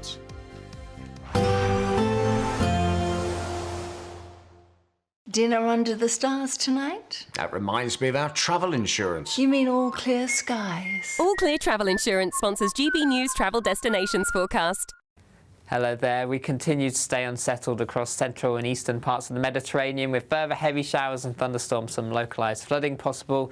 Through Monday, we can see across much of Greece into Italy those heavy downpours continuing, some brisk winds, feeling quite cold too, but drier further west into Spain and Portugal, sunny spells before heading over to Madeira, where there'll be some showers here, and largely dry across the Canary Islands. Over the next few days, it stays fairly similar, temperatures in the sunshine reaching the low 20s. All Clear Travel Insurance sponsors GB News Travel Destinations Forecast. We're proud to be GB News, the People's Channel, and as you know, we always love to hear your views. Now, there's a new way of getting in touch with us at gbnews.com/yoursay. By commenting, you can be part of a live conversation and join our GB News community. You can even talk to me, Bev Turner, or any of the members of the GB News family. I'm Michael Portillo. This is GB News, Britain's news channel. Good afternoon, Britain. Weekdays from midday. SpaceX latest Starship exploded over the Caribbean Sea. I was wondering where it'd gone. Yeah, debris could be seen falling back to Earth moments after the Starship launched down from Boca Chica, Texas. The rocket, of course, was unmanned. This was the 8th test flight, and it was only meant to be in the air for an hour. But, importantly, the booster for this rocket was caught with those Mechazilla chopsticks in an impressive display, the third time that's happened. Those Mechazilla chopsticks. This is Elon Musk's spaceship, isn't it? Starship, sorry. Yeah. Planetary scientist Andy Lound could tell us more about this. Andy, so was this a disaster or is this just a little obstacle to success? Yeah, good morning. Par for the course, really. This is what kind of good afternoon. Par for the course as these things go on. The whole point of the tests, he's going to do 25 tests this year alone. And the interesting thing about this is you actually see the staging of it, where you've got the first stage, the booster, and then the second section, which is the ginormous rocket, which actually lifts off. The first stage, they seem to have got that cinched now, how it works quite well, coming back and landing in the chopsticks, absolutely breathtaking. The second stage, the Starship, was actually the new version of it, which they're testing out completely. And unfortunately, the first testing, the last test failed, and that was due to, it looks like, some frequency issues, which caused a frequency to go too high, which caused damage to the piping, which led to a fuel leak and a fire, which led to destruction. They made a lot of modifications, which led to test 8. And unfortunately, though, it has failed again. So they need to have a look at exactly what the issues are which are causing these failures. GB News, the People's Channel.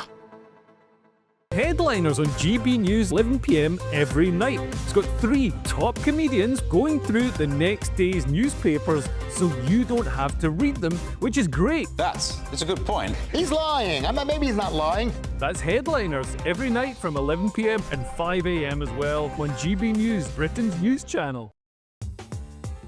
I'm Christopher Hope. From pop stars to politicians, I'll interview anybody in a pub who's got a political opinion. Join me every Friday on Spotify, Apple Podcasts, YouTube or gbnews.com, or wherever you get your podcasts.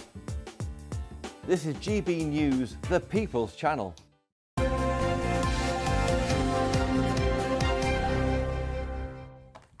Right, time to have a look through the papers one last time with Lynn May and Andy Jones. Morning, both. Lynn, Mail Online is looking at Birmingham, because, I mean, the bin strikes there have just been horrific. Well, bin strikes and violence, but somehow they've found time, specifically MP Tahir Ali.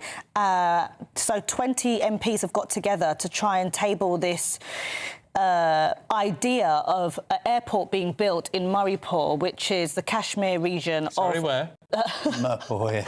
Murraypore, it's the Kashmir region of Pakistan. Sorry? Exactly.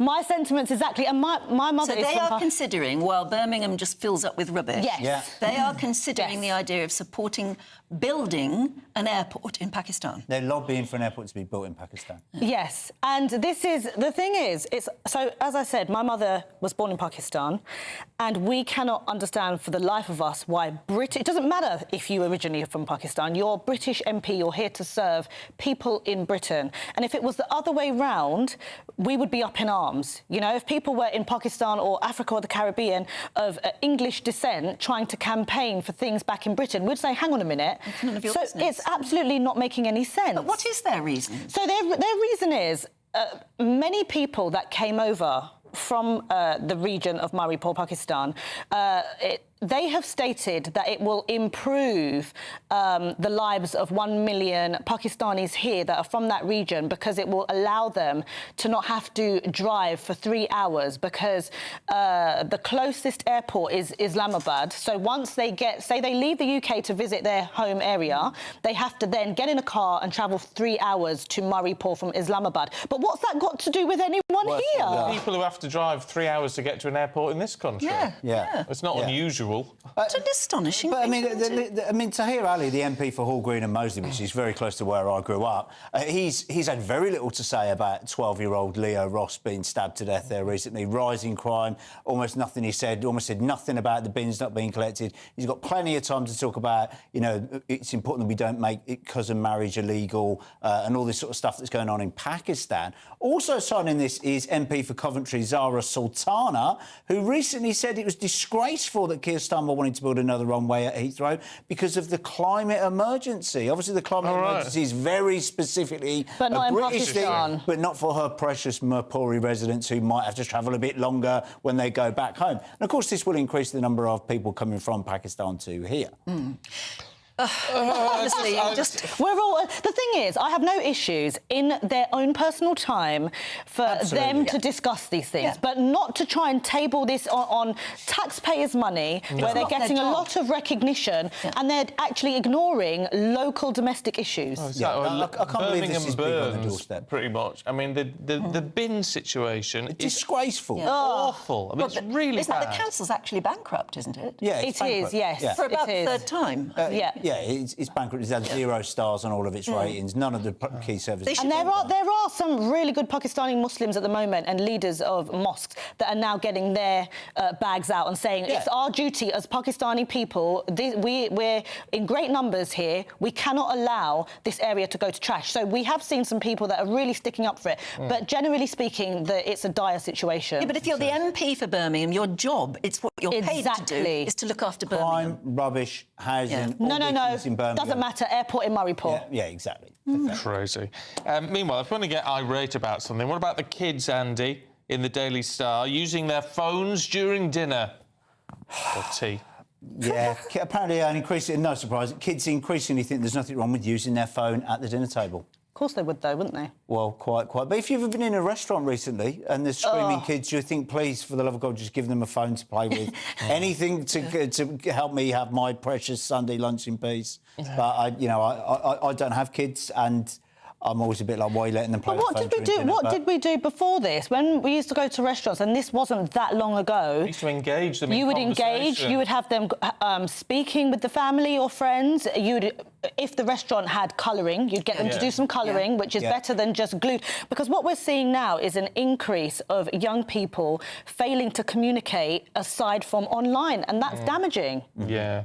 And obviously with lockdown, this has absolutely increased. Kids' attention spans are now absolutely smashed to bits. They can't sit there and anxiety, do depression, and then you get the knock on things: anxiety, depression, ADHD, all of this sort of thing. But they're learning it from mum and dad as well, aren't they? Because I don't know about you, but you see mums pushing pushchairs along the pavement, and they're on their.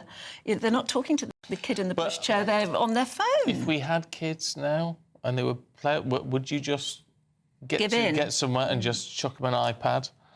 Just to keep them quiet, make life easy, give yourself a break. But certainly in a family home, you'd want to engage with But it goes, back to what I said earlier, that, a lot of parents are having to work double shifts. Mums are not in the home as much, where they've got that energy to engage. So, of course, they're just going to say, give me 10 minutes of peace, go on off your pop. Yeah. It's like plonking him in front of the TV, isn't it? But it's easy to criticise, but I don't like it. But it says on the Daily Star then that, Mamma Mia, a Mother's Day subtropical surge is going to make the country warm Sounds like the menopause. Well, they say it? they say it's going to be in the UK hotter than Greece, which sounds great, and I like that there's a bit of positivity. We need some positivity in the media, don't we? However, it's not that hard to be sunnier than Greece, seeing as it's a complete washout in Greece at the moment. Well, let's not mention that. Lynn's done her research. She's exposing this tabloid scandal. But, I think it's brilliant to see London in sun. It's such a nice city when Never we... mind London, it's the rest of the country. Yes, of course. Actually, I've just looked at the weather forecast in Greece, and it's cloudy and raining. There we go. So it's easy to do. And we're going to have a bit of sunshine, which is really good news. Yeah, and apparently for the week to come, there's going to be high pressure. Thursday's going to be 18. We deserve it. 18? Yeah, get your bikinis out and your shorts. Well, you can. Well, that means you've got to start... We've hit that part of year where you've got to keep toggling the heating if you've got it on. Yeah. So otherwise it gets really hot very Yes, quickly. it does, yeah. Toggle your heating. That is it's the official term. Slogan of the day. Right, you two, it's been a joy to see you this morning. Absolutely. Thank you very much indeed. Go and spoil your mothers. All right, then. And toggle your heating. Happy Mother's Day. Happy Mother's Day. To all. To all. Right, here's your weather. Here's Greg.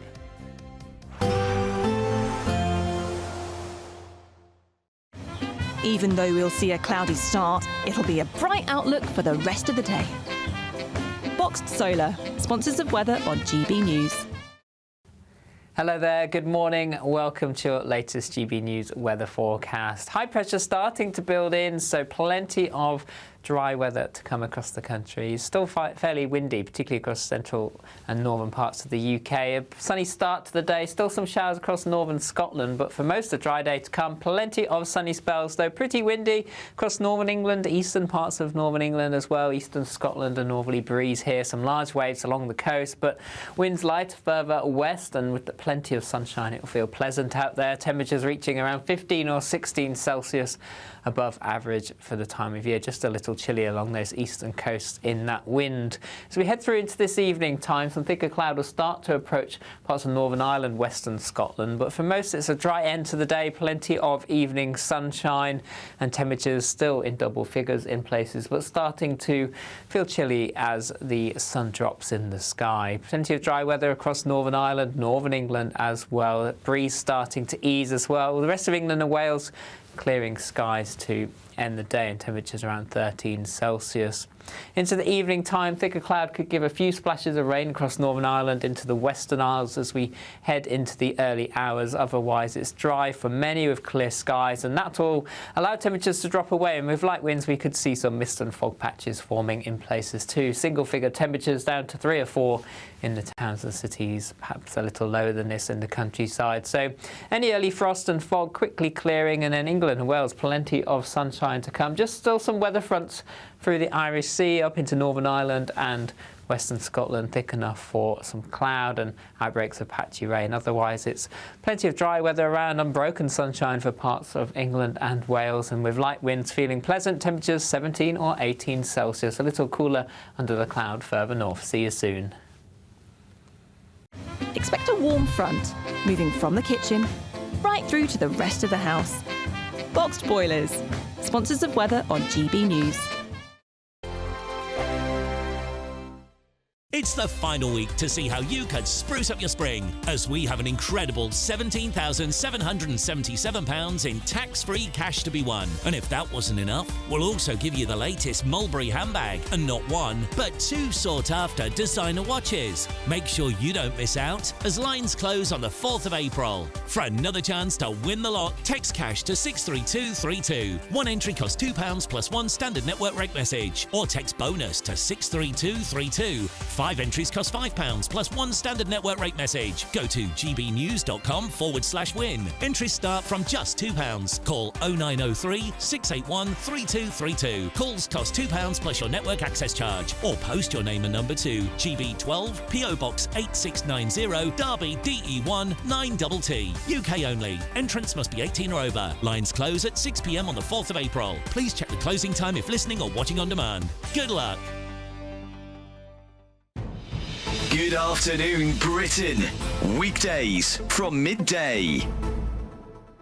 Gynecological health, women's health as a whole, is one of the biggest societal challenges that we face currently. What would you say, Josephine?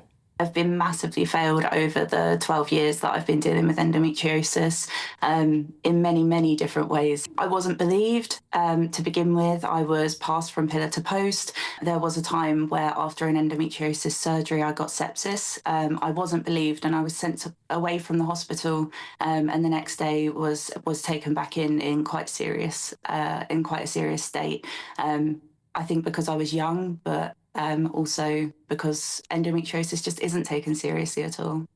Is it because women go to the doctor and they say, I'm having really bad pains, and then what does the doctor say sometimes? Do they say, oh, well, everyone gets bad period pains, just have a bit of Nurofen? Is that what sometimes happens, Valentina?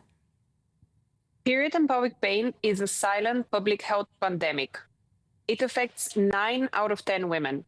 And research from the British Medical Journal tells us that we lose 9 to 12 productive days each year to period pain.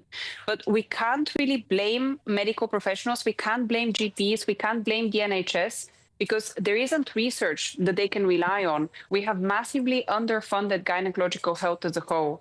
Currently, we spend only about 2.4% of our entire public health budget for the entirety of women's health. So that 2.4% is measly, and it has to stretch to cover breast cancer, maternity care, menopause, endometriosis. And because women were not allowed to take part in clinical trials up until 1993, we don't really know how most modern medications affect the female physiology versus the male physiology. The People's Channel.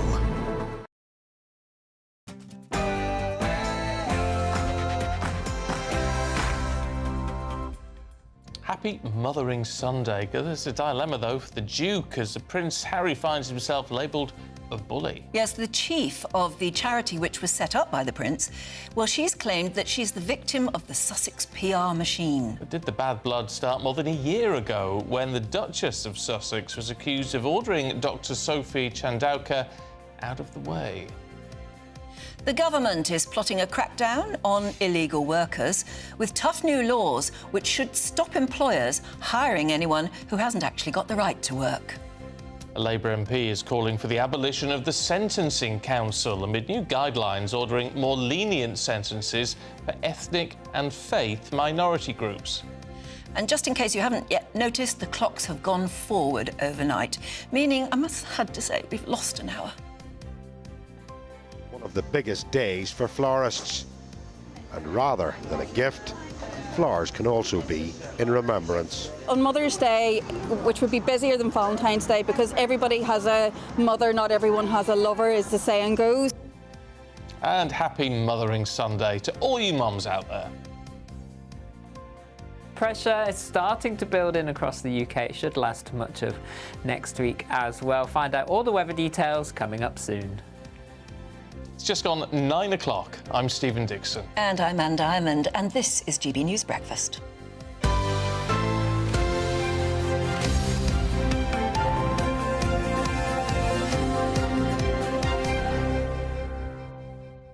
Now, it is Mothering Sunday. Yes. And you're not seeing your 4 boys today. No. Because you're travelling. I'm travelling because I'm working tomorrow. You're travelling, and they're very unhappy that they're not seeing you today. They are. And so they wanted you to have some lovely flowers.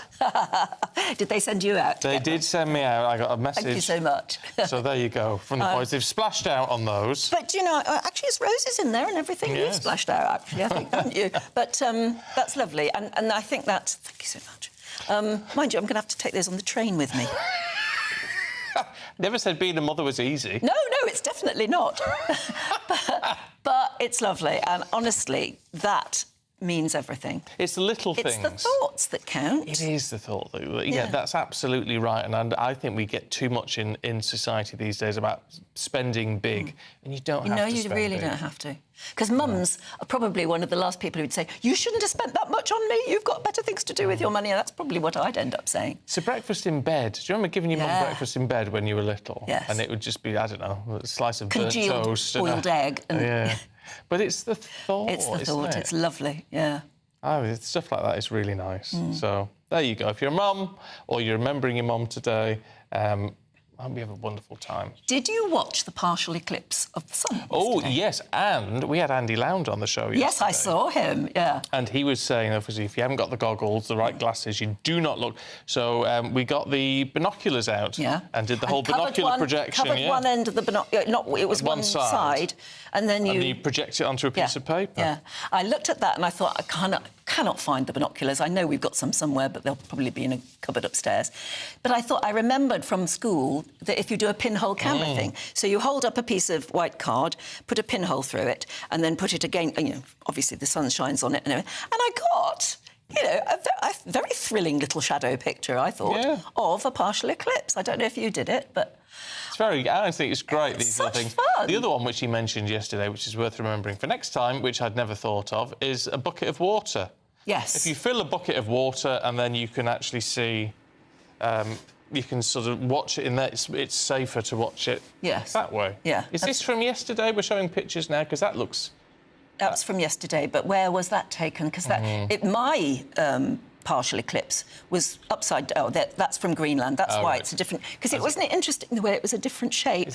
Depending on where in the world you are. But of course, that is more of an eclipse than we had in this country. We only had about 35%. But just think how exciting that is, because what you're looking at is the moon crossing the sun. It's incredible. Yeah.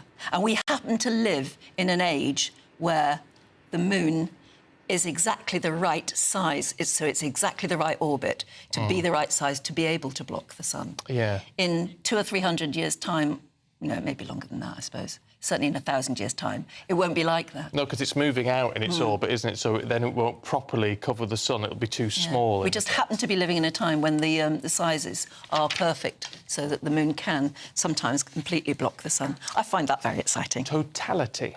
Yes, that's what they call it. Yeah. There you go. Very good. Anyway, enough of that. We must tell you that we are very, very pleased that we've been nominated for a Trick Award yet again. We've reached the long list for Best News Programme. And, of course, we need your help because all of these awards are voted for you. Sorry, they're voted for by you. I'll get it right. I mean, for us. Yeah, exactly. Something like that. Anyway, you have to vote, basically. So do please scan the QR code, which is on the screen right now, or you can go to poll-trick.org.uk and while, to vote. Yes, and while you're there, vote for Charlie Peters as well, who's been nominated in the Best News Presenter category. My goodness, does he deserve it. Yeah, really hope so. Now, the government is promising to crack down on the rise of illegal workers in the gig economy. The term gig economy usually refers to short-term jobs, the most common examples including food delivery drivers and construction workers and people who work in nail bars, apparently. Well, that's all ahead of the government's first international summit on people smuggling gangs, which starts in London tomorrow. So, shall we cross to Westminster and talk to GB News presenter Camilla Tominey, who's getting ready for her programme. Morning, Camilla. Morning. My goodness, is there a lot of politics around, but also a lot of royal stories. And, of course, you have been a royal correspondent too. So where do we start?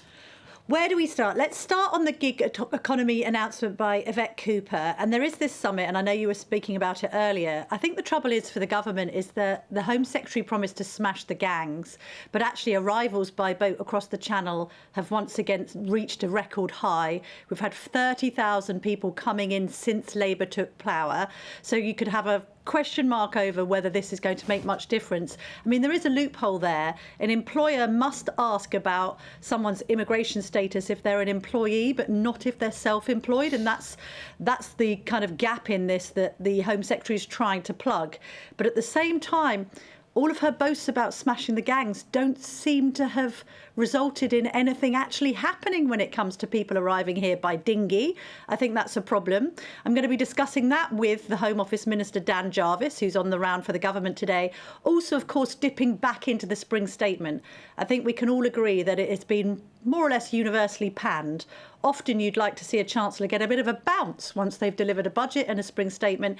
In this case, that hasn't happened. So I'll speak to Jarvis about that. Also speak to Kwasi Kwarteng. Now, this is interesting because, of course, Labour keeps on blaming Truss and the mini-budget for our economic circumstances. Actually, those gilt yields, which indicate that the government's borrowing is in peril, are up. And they're actually higher than they were when Liz Truss was Prime Minister, which suggests that actually Labour hasn't done much to stabilise our fiscal situation. So I'll be speaking to him. And Alex Burkhart's going to join me from the Tories to discuss all manner of things, but also some recent polling suggesting that the idea of Kemi Badenoch being Prime Minister is less popular than Sir Ed Davey, the Lib Dem leader, taking the helm of Number 10. Oh, that's going to cause a few problems, isn't it? Hey, meanwhile, because you're talking a lot about money there, what about being an MP but being able to claim pet rent for your dog, which one Labour whip has been doing? I shall be asking Dan Jarvis about this. A simple yes-no question, I think. Should she have claimed this 900 quid? And I thought it was interesting the way The Sun on Sunday sort of reported on it by speaking to a war veteran who lost her leg in Iraq in 2007.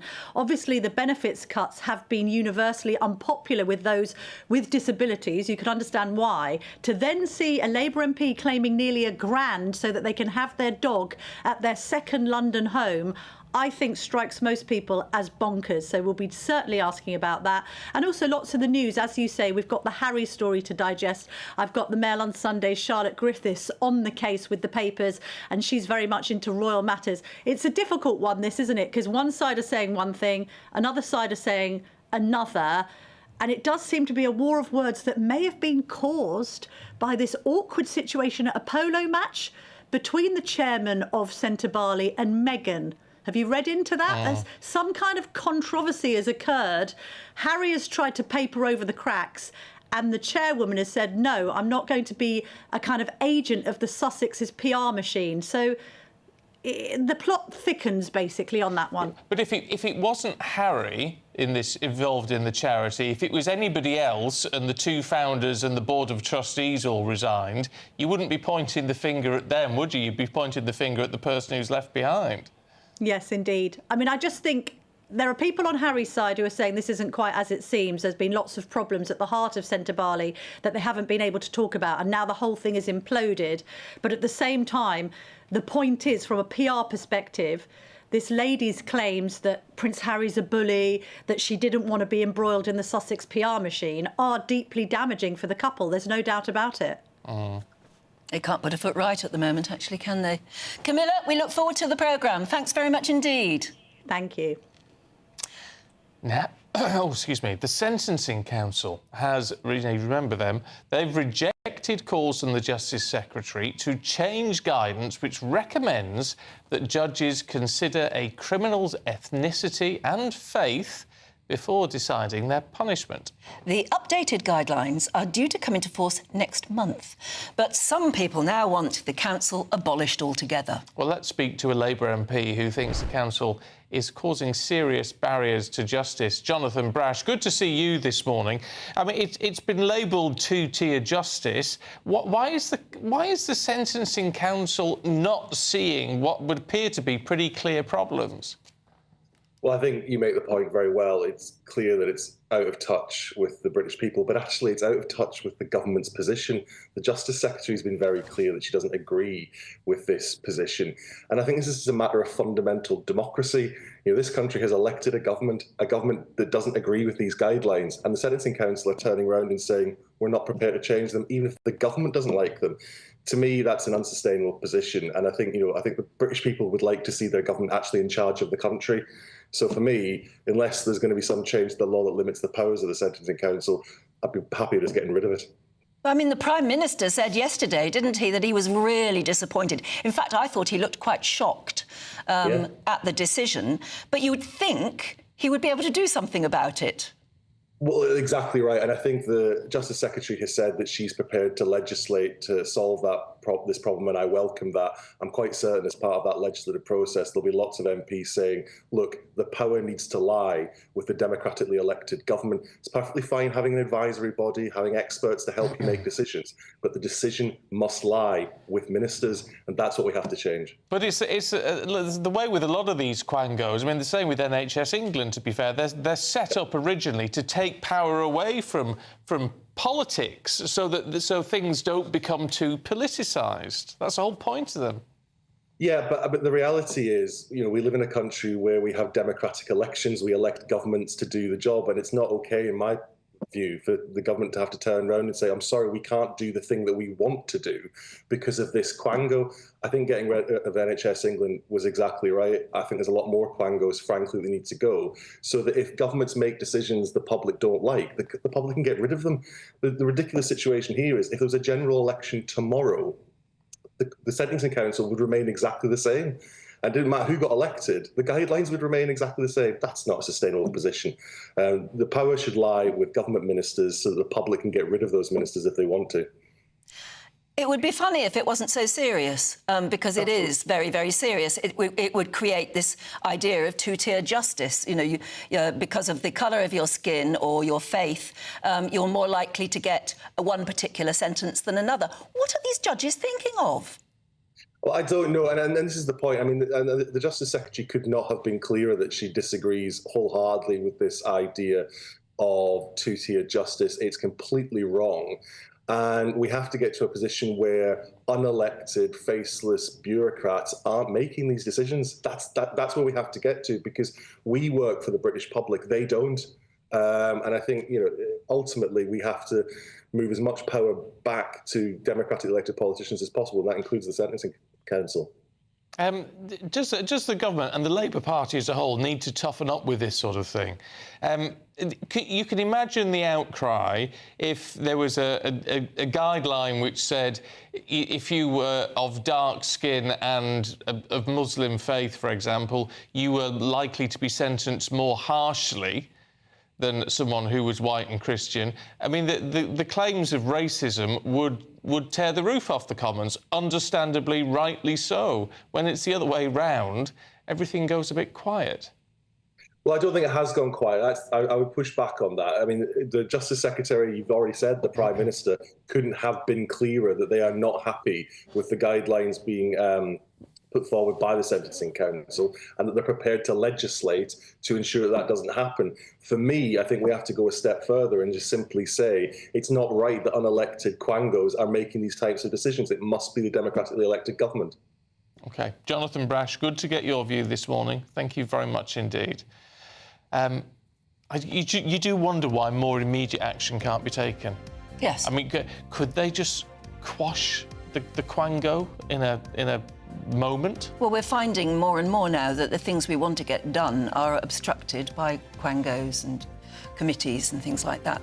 And I don't know whether the ordinary person realised that we'd actually sort of devolved so much power. No, I didn't, to be fair. No. I hadn't realised, but certainly on this... I mean, the Prime Minister was not happy yesterday. No. It was very clear. But, I mean, legislate to change it? How long does that take? Oh, for heaven's sake, yes.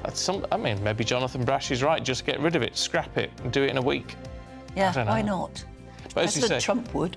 Well, he would. He would. If it was the other way round, you say we'd be saying it was racist, wouldn't we? Yes. And right. And there would be protests, and I mean, there would be a huge fuss made. Yeah. They'd have to address it. I don't see why I should be sentenced more harshly because I'm a white Christian man rather than anything else. It's ridiculous, isn't it? Anyway, so you've got a view. Oh, the world's gone mad. I know. You get to that age where you keep saying that more and more, don't you? What's the world coming Maybe to? it's just us. I don't think it is, actually. Anyway, still to come for you. It's Mother's Day, so we're going to be remembering all the mums out there and all those very busy florists. Yes, very. Exciting news. Every Friday, my Patrick Christie's Tonight Show is going to have a twist to it. We're welcoming some special guests. You. That's right, on Fridays I'm going to be doing my show in front of a live studio audience because this show is about you and what you have to say. It's going to be the same big debates, same big topics, same big opinions. But every Friday night at 9 p.m, you are invited to come on down to Patrick Christie's Tonight to be a part of the action. Only on GB News, the People's Channel, Britain's news channel. The royal family is an enduring symbol of tradition, unity and pride for Britain. At GB News, we celebrate what makes this country great. In our new royal newsletter series, you can join me, Cameron Walker, for Inside the Palace, an exclusive look every week that takes you beyond the gates and brings you the very latest from those at the heart of the monarchy. Never miss a royal moment again. Sign up now. Go to gbnews.com/royal newsletter and get the latest straight to your inbox.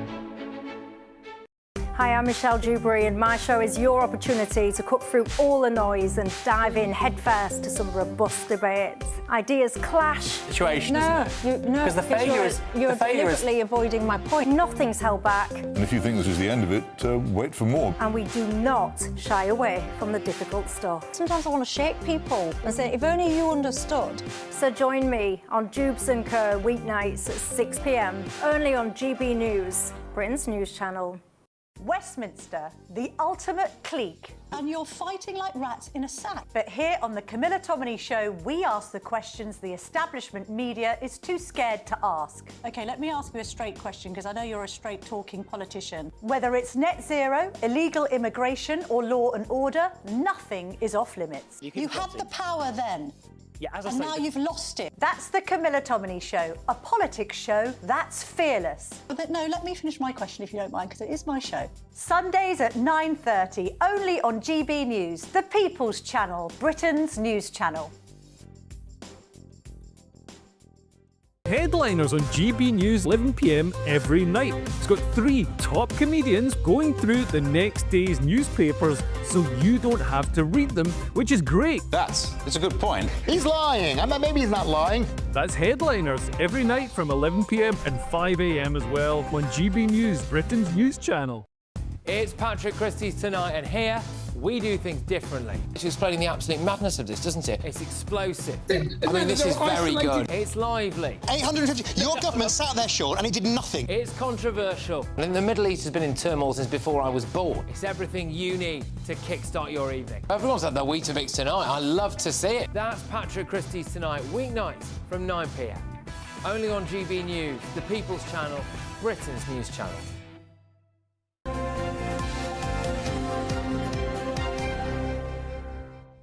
Now it's your final week to see how to win our massive spring giveaway and grab a designer handbag and a designer watch, actually two, and a designer enormous wad of cash, £17,777, tax-free. So this is how you take part.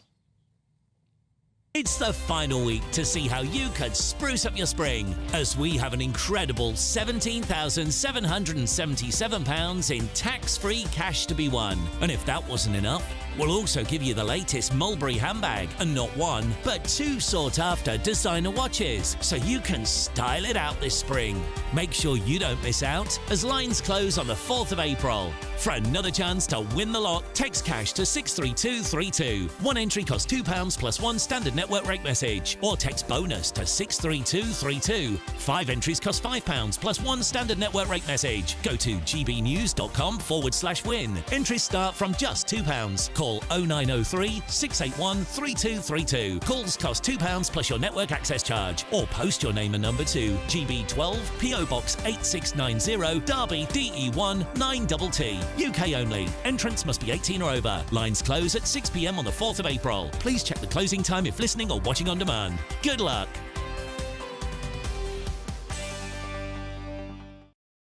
I'm tickled that you said wad.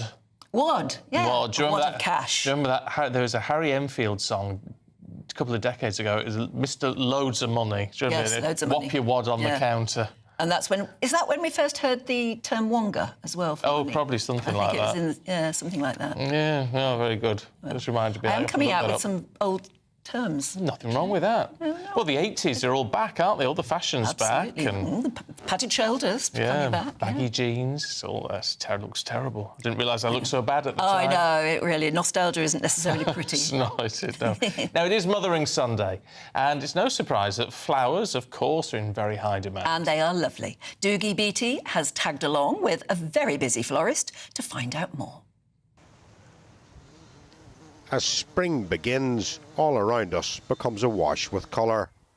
Flowers remind us that a new season is underway, and wherever we find them, they ignite our senses. Tracy Burrows is one of County Down's most established florists, and says deliveries on Mother's Day are something special. Flowers on Mother's Day, especially coming from a florist, they've been made specially for each individual mum that they're going to, or granny. And whenever you're delivering Doogie, it is literally like delivering a big hug in a bunch, because maybe their son or daughter lives over in America or Canada or England, and they don't get to see them that often. So it's the emotion behind the flowers being delivered is what makes it. Today is one of the biggest days for florists. And rather than a gift, flowers can also be in remembrance. On Mother's Day, which would be busier than Valentine's Day because everybody has a mother, not everyone has a lover, as the saying goes. So whether it's for, you know, a gift that we're delivering to the door, or whether it's for the grave, we do an awful lot of grave work as well. People just like to visit their mum's graves on Mother's Day. While most mothers enjoy a floral delivery, many prefer plants to enhance their gardens. And today will be amongst the busiest days in garden centres, where personal choice can be linked with personal time. Doogie Beattie, GB News, Belfast. Oh, I do love a garden centre. I was just about to say that. Oh, it's smashing. Especially when you've it. got a nice cafe and you have a cup of tea. Yeah, but it makes you feel so good seeing all the flowers and everything. So, it does. Yeah, but I'm rather like that lady there. I prefer a plant if possible, because then hopefully it will go on living for a while. Yes, at least. Yeah. That's true. Well, either which way. It's all Either which very way, nice. but it is the thought that counts, as we've been keeping saying. And if you are a mum, then very happy Mothering Sunday to you. Now, what is making us feel very good today is that we've been nominated for a Trick Award again. Brilliant. We've reached the long list for Best News Programme, and we need your help, of course, because all of these awards are voted for by you at home. So please get going. Scan the QR code on the screen right now, or go to poll-trick.org.uk to vote, please. That's it from us. Camilla's here in just a moment.